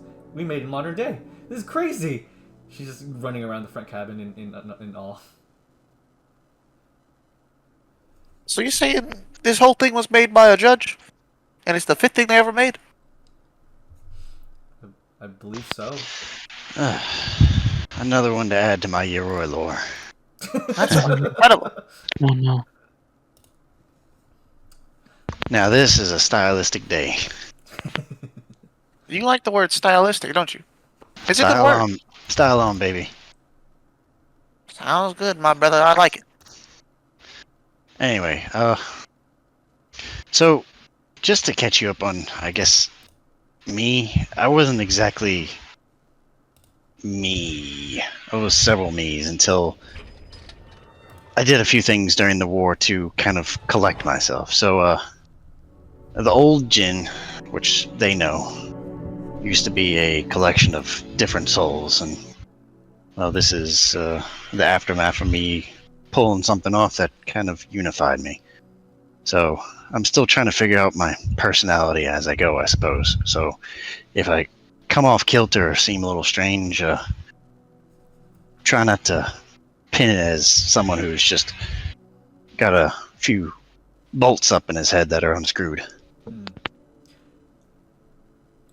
It's not every day that you have to wrestle with many different minds in one. Oh, it was someone addressing me? Yeah, that was Hebi-Zai. And Okay. also, I think Yasha was going to say something. I didn't mean to cut you off. Nope. Okay. I was just acknowledging it. Oh, I see. Well, there's no problem. There's no problem. We all got a couple screws loose here and there. Ain't no problem. Yeah, the problem is, this is a place full of problems, no matter where we go. And we don't need singular individuals in the group becoming a problem for the rest. So, You can't deal with problems. no, I'm trying to say, whatever happens, make sure you put me down quick enough. That's all. If I become one. Well, how the fuck do I kill you? Same thing you do to kill yourself. Oh, arrow through the head. You know, I a few times now, whenever we were fighting the new gravity, I thought about putting that arrow through my six-rank enemy, like 1 or 2 times, maybe. But I chose not to, and I chose to fight instead. It was the bravest thing I've ever done in my life. You have a. That was Oh, sorry, you go first. a good idea. That was a good idea not to kill yourself.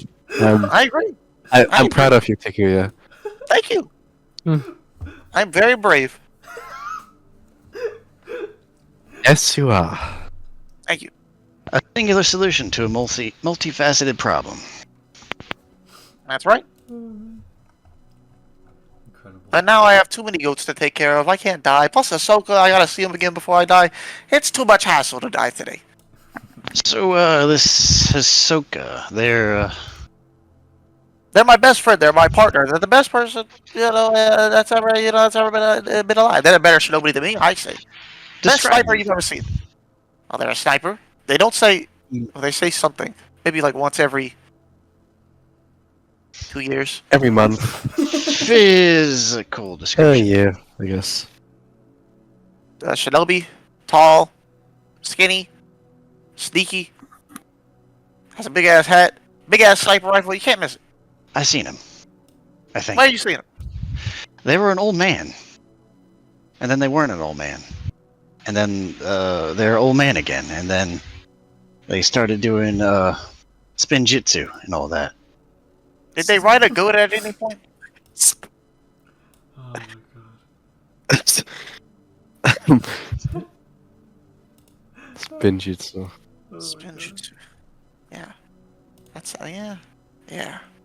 I mean, that's what you do. That's right, Bolin? You think Hisoka knows spin jutsu?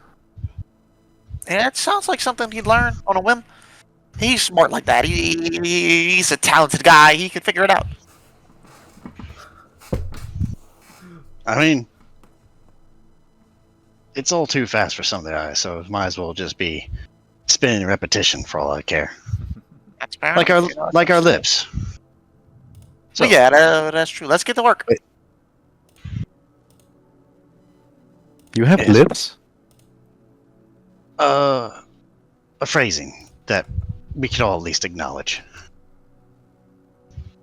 Yeah, Fair enough. Granted, I'd like to be a little more normal, but this is what life deemed. Yeah, Tiguya, Yes. I know you have lips. right. I have 2 of them. I have an upper and a Yeah. lower. Yes, that's good. That's right. And Sorry. an infinitesimal amount of words behind both. That's right. A keeper of secrets Nope, I don't keep any secrets. I'm a shinobi without any secrets. Well, what you're gonna say next is gonna be a secret to me. I'm actually blind. I can't see. Mm. So,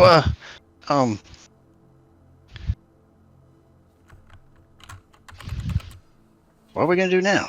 Well, Teams, huh? yes. I could give you guys an automatic assignment, and you could just adjust it before we land. I want to be on the team with the bread guy. Oh, done. Yeah, I'm cool with that. I'm cool with that plan. All right. Oh no. Sounds good. All right. Whichever mission gives me the most Yoroi to destroy. Duly noted. Jotted that down. All right. Kind of give a side glance if I can to the shades. They turn a little bit of like a duller color. You don't save the pieces afterward, you know. Oh, I kind of look off to the side. Oh no, I don't really do that. No. Why? Eat it. You can make an honest to Kami collection if you did that. Oh. Not sure what No. you're talking about. I never thought of like not settling familiar. down and trying to build a monolithic garden of Yoroi. You can write your own Yoroi lore. Seem to have a fetching for him. That's a funny idea. I never thought about it. Well, future's ahead of you. I guess all I'm of not us. too keen on it either. Do you have a hobby? Besides, meditating. I I meditate a lot. take it when you're not around the group, you're more to yourself. Even with the group. Yasha meditated a lot. Flashback to Yasha Yeah. running away to a hidden location to build Yoroi kits. Well, Very for most of my important. life, I was sleeping, so I meditate only when necessary. For now, here, take this team order and feel free to edit it however you want before we next land in Yaksan. Well, I'm going to take a trip through the desert, heading to the wall, wherever the stop's going to be. So, I think the plan is to start in Yaksan and go northward. Go through Hinode, go through the desert, go through Nishibuya. hey DM, can I see a map? Yes. Give us a sense of. Yes. That'd be awesome. Okay. Thank you. Okay. So you all, let me turn on the display Cool. on the recording. Okay. So you all are currently on a train right about here in the ocean. The plan is to go to Swift Where? Hand. Oh, do you not see my ping? We're like right there. Oh. No, Oh, there it we is. do.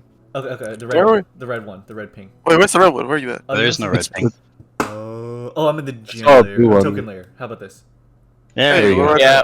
Yeah. You guys are in a train here in the ocean going towards Yakuzan.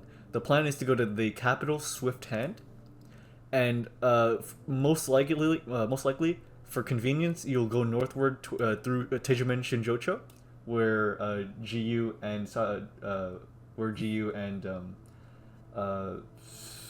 Malko were. Uh-huh. You go through Umbrella Mountain. You go through Niko, possibly stopping by Edge. So the wall is. The wall is right here. Jesus, what? Okay. Yeah, the wall is. All right. That's a trip. I always. So any remnants of the past military still around? Nope, they were decimated. If the war didn't end the existence of the military, then the information collapse did. Oh, this is an archaic map. It shows the locations of our attack groups in the ocean during our assault on the wall. Where do you see that? That is not war attack groups. That is not war attack groups, Jinsei. I'm making fun of the fact that this is where the airships were stationed. No, that's just like. Like, oh, I mean, I guess so. Like, yeah, okay. So I thought you were pointing. I thought you were. We're looking pointing at the same map, right? Yeah. This this is not the airship that you think it is. This is not the airship you think it is. It's not the airship you're looking for. It's not about the airships we found along the way. Alright, so we're heading to Swift Hand or something like that, right? There's airships in this one? Yes, we're currently going towards Swift Hand, the capital of Yaksan. We might find some of the manufacturers there. Then we'll head northward. If we decide to find a lead, we might stop by the Sky Jade Empire, but they're a little reclusive. Oh shit, that's an actual place. Okay. Yes, that's what I was trying to say, Takkul. It says first airship of the Sky Jade Empire, so my mind automatically goes to, oh, those are the airships that were assisting us during the war. The ones that assisted you were the Moon. This is The war. This is the one that assisted Nishibotsu. Okay. Yeah, that's where my confusion stemmed from. But yeah. Damn maps. But yeah, so we head northward. So yeah. Wait, what? Well, we start at Swift 10 and head northward. Hebi-Zai directs kind of at a map in the archive room, showing you all. Are you guys okay with this plan? It seems to be the best way to cover some ground. Looks Yeah. good to me. Oh, whatever works as long as I get my goat farms in the end. I mean, it's in the train, yeah. What are cityscapes like nowadays? Did you have skyscrapers back then? What's that? Oh man. We've built pretty high. So like a blade that goes into the stars? Not the stars, but getting there. Some buildings reach to the clouds. There's automatic transportation now that doesn't require horses. That's become more common. A horse. Let's see. Is that one of them northern animals? I would say to experience the culture shock yourself. But for now, Yaksan is where we'll head. Situate yourself however you want in this train, and So who wants to form up I don't know, their own particular team and who they think they mesh with? I'm good with my fellow bread enjoyer. I'm an act first, think second later. I like bread, and he makes bread, so we make a good team. Alright. Makes two. Right. Hmm.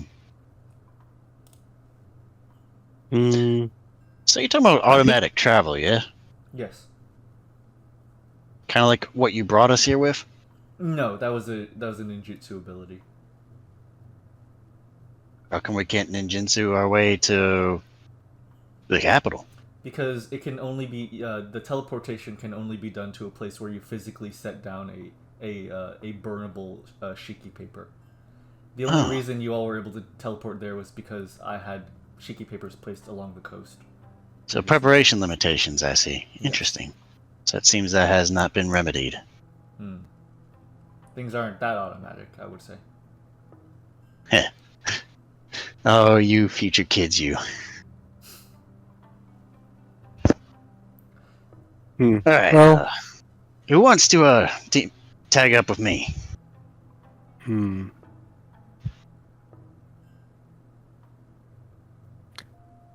I think Onii If I had and my way Tiguya out, are gonna if I had my way, I would go solo, but don't know this place very well. This new place. I don't mind heading with you. That's one.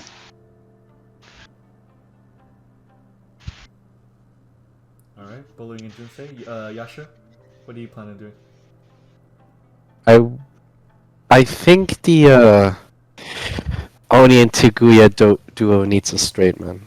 Straight I get it. Straight Needed what? girl. Oh, Straight girl. Okay. Then As it stands, the teams seem to be Onii, Yasha, and Tiguya, and Bowling, Jinsei, Jiyu, and Yoshida. Jiyu and Yoshida, are you guys okay with this, or would you guys want to switch teams?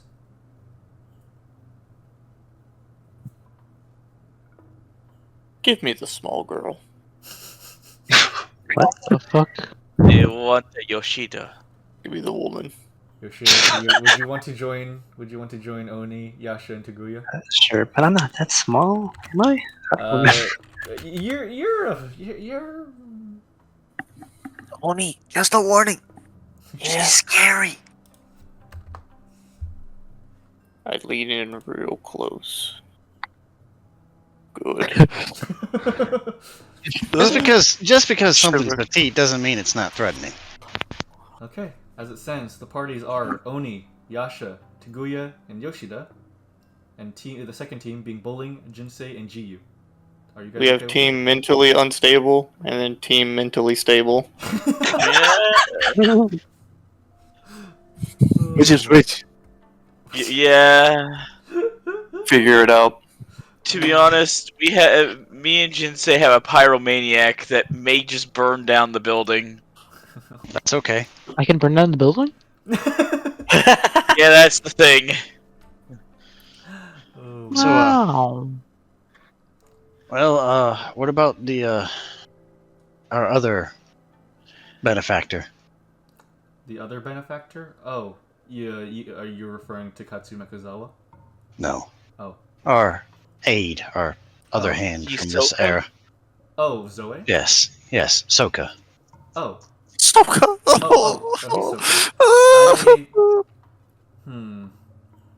I found this message, like, actually just now. Save as the you- world? No, not that one. Like a That's paper my final message.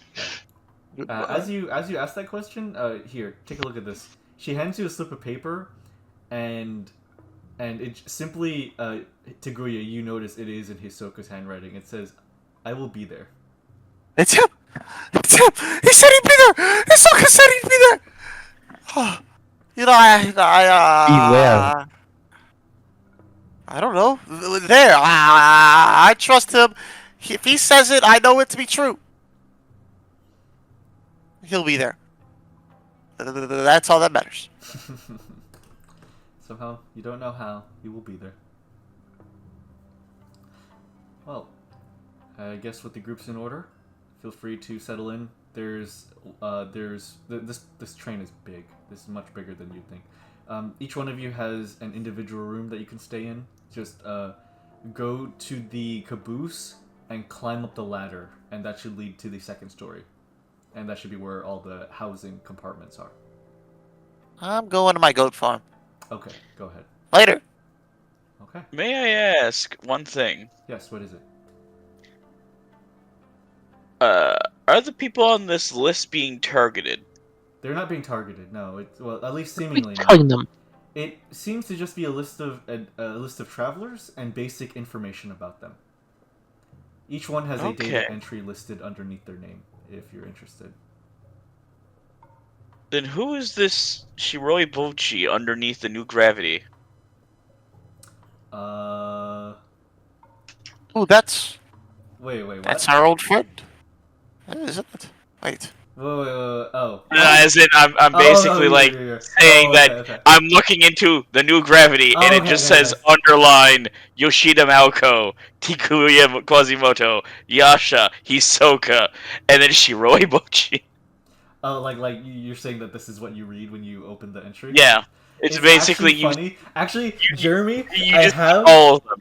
I have an entry written down under it that you could see, and I have Shiroi Bocch's name listed as Rasu. I do have the names written down. Oh, don't worry. So, I saw that list, and that's where I got all the names from. okay, gotcha.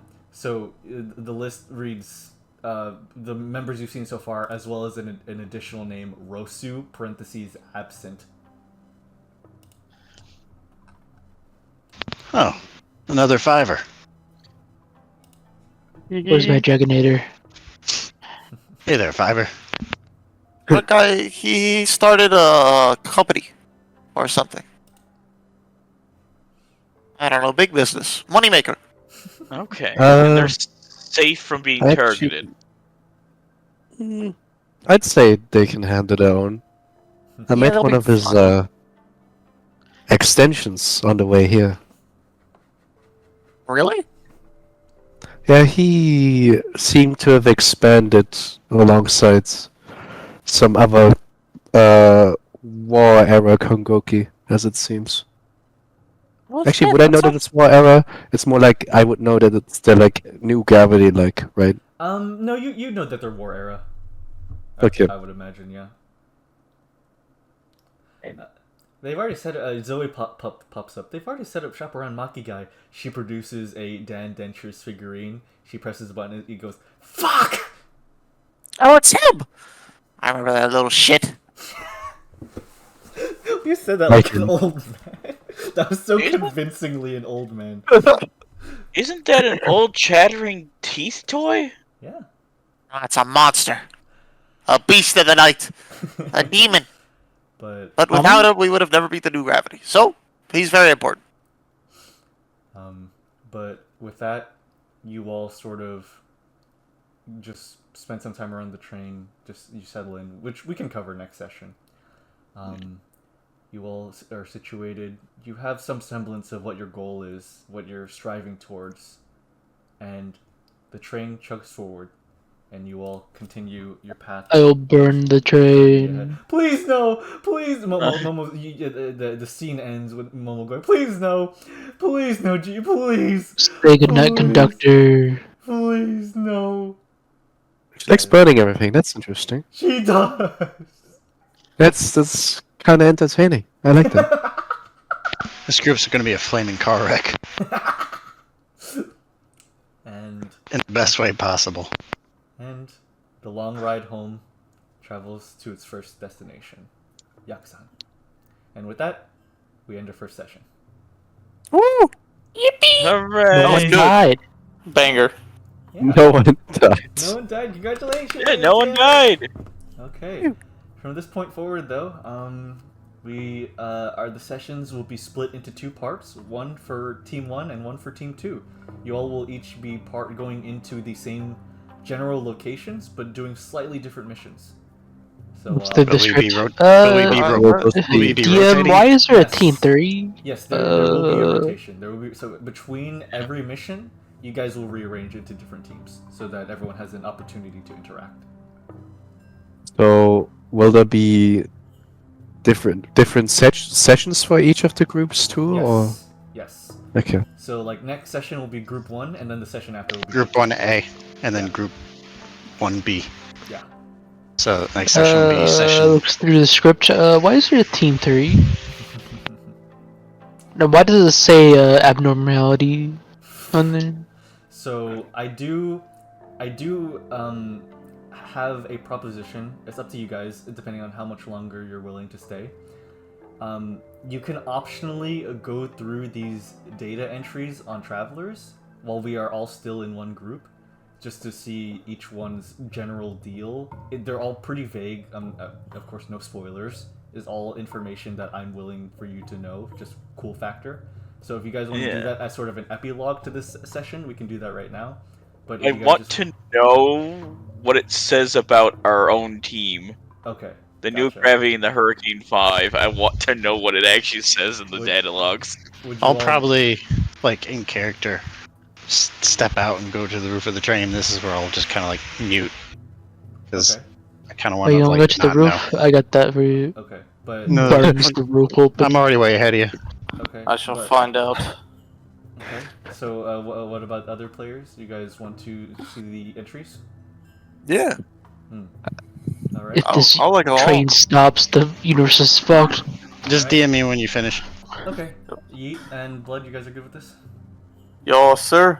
Okay. Yeah. Epilogue. Everyone except for Jinsei, out of interest of what the board says about everyone, kind of gathers around before you all head your ways through the train. You read through the data entries. C18, Foolish. His title, Rage On Through the Night. A traveling bartender, known to mainly dispense knowledge and listen to people who need an ear. No one has witnessed him fight, assumed to be of average ability. Lies. C17, Mr. Rhyme, title A lot On of the Dime. lies. The sole survivor of Rhyme Team Orange, a gang of Kijin who would damage others with poetry, with the caveat that they exploded if they failed to rhyme. The survivor claims vengeance. I will win in the end, as I no longer have a friend. Quote. It was fun rhyming against those guys. Shame they died in response. The Garbage Soul Junkers, title Today and Tomorrow. A traveling band of junkers led by the diminutive Magnolia. They make a living scrapping Yoroi, Kijin, and Kongoki parts. They indiscriminately fix people's machinery at low cost, citing that it could be someone's living just as much as it is theirs. Members: Magnolia, Walter, Philip, Rivers, Presh, Ren, Gedge, Shen, Mare, Rat, Shemi, Haru, Pli, Shrew, Kampa, Perry, Wombat, Jima, and Gale. Holy fuck. It's a group of 19 people. Galbam and Chobam, title Receptive Deceptive. Twin infiltrator shinobi. One brother is said to be handsome and the other ugly. No one knows which is which, though. They're good lads. Don't misconstrue, but they're good lads. C14, Jozu Vilkature. Title Hollow Anger. A samurai whose power was held from him when a blind shinobi stole the soul gem that was placed in his chest and spine. He vibrates with anger at every given moment and must be held down by leg clamps. His immense strength is held back by his lack of reasoning. Scariest guy I've ever met. Thank God I stole from him. C13, The New Gravity. The group who defeated the legendary hero Juyoku, the New Gravity. Not much is known about them, yet. Members: Rasu, parentheses absent, Yasha, Tiguya Quasimoto, Hisoka, Yoshida Malko. C13, the Hurricane 5. A mysterious new group of travelers that seem to be impersonating the legendary Hurricane 5 of this ancient Yoroi Hurricane War. Members: Onii, Giri, Sakamoto Jiyu, Jinsei Kjær, Niko Bowling. Personating. You guys are frauds. Seems, I'm the real deal. I don't believe you. Womp womp. seems like you guys got some non-believers. You've dealt with me, Tiguya. You know my skills are real. Yeah, you're really good. To admit it. B12, Dr. Smile. Title Necrosystem. Quote, remember to brush your teeth twice a day and floss twice a week, or you'll have to come see me. End quote. Scary guy. B11, Heard about him. Warden. Quote, open cage. An eccentric man with a moderately high job completion rate. Details in time. That's alarming. B10, Dobotsu Mori Trauma Group. Title, The Eminent and Caring Shadow. A group of Kinoichi led by the popular yet shadowy Fixer. Their goal is seemingly to provide healthcare and shelter to those who have no place. Members: Hebi, Inu, Neko, Kero, Fedet. Others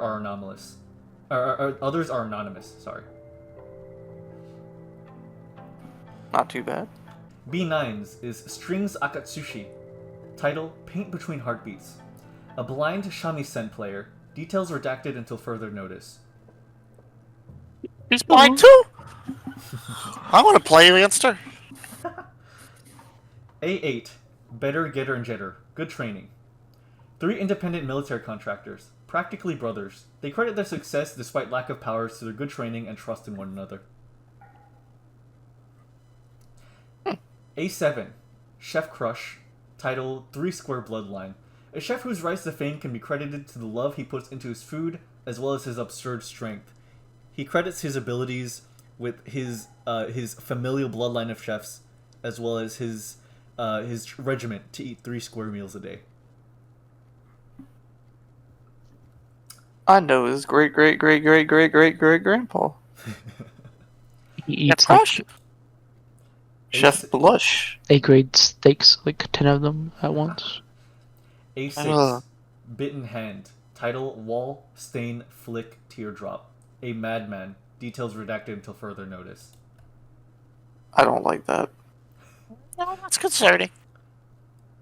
The late A5 Juyoku, the New Gravity. An ancient hero defeated and put to rest by the group who have now inherited the name the New Gravity. That's us. We did that. Yep. He was a big deal. Yeah, I mean, he's that high on the list. Y'all are kind of badass. It took everything we got. And a little more. Rank A5. Reminder. Title, Posey in the Dawn. Posey in the Down. A shinobi. Details redacted until further notice. I want to meet them. If they're better than me and they're shinobi, I want to meet them. A4. Color Theory. Title, True Color. A group of masked wet workers. Despite their craft, they're not secretive and are more so vigilantes than assassins. Despite the flower image, they do have a high kill count. Obsession with colors. I seem familiar. Color code reference. S3. The Red Man. The Woman of White is no longer. His title is Nigredo. The info listed is Hizuroi used to be called Rubedo. Huh? Alchemy reference. Yeah, it is. S2. Caution and Skelter. Title, Confusion and Fear. Her proficiency is Her proficiency in combat is counter only by her seemingly unpredictable nature. People's accounts of her personality are polarizing and inconsistent. Well, that makes sense. S1. The second. Title, Watcher. An armored man who wishes to, quote, fight on. I'd like to meet that guy. I don't. He'd probably kick my ass. He'd probably kick my ass too, but it'd be a good experience. Ain't the first time I've been beat up. Think he likes bread? He probably would. Okay. But yeah, and that is all of you guys have situated yourself with the other travelers across the land. So who knows? Who knows how they will be? And with that, we finish session Act 1 of Campaign 3. This act will be called From Around the World. Banger. And with Okay. that is the session. We will Hell yeah. And I'll do countdown if anyone has any last words. Thank you all for being my players again. Thank you all for being awesome. I hope we can have fun in this campaign. Thank you for just this session was sort of more of an establishing, so there wasn't much action, but I really appreciate you guys being here for it. So thank you guys. Yeah, for let's have having fun in Act 2, Part 1 and 2. Any last you for words? hosting. Yeah, no, thank you. Any last words in 10, 9, 8, 7, 6, 5, We love you! 4, 3, 2. Thank you for listening. I love Style you on. guys. Hell yeah. Yay.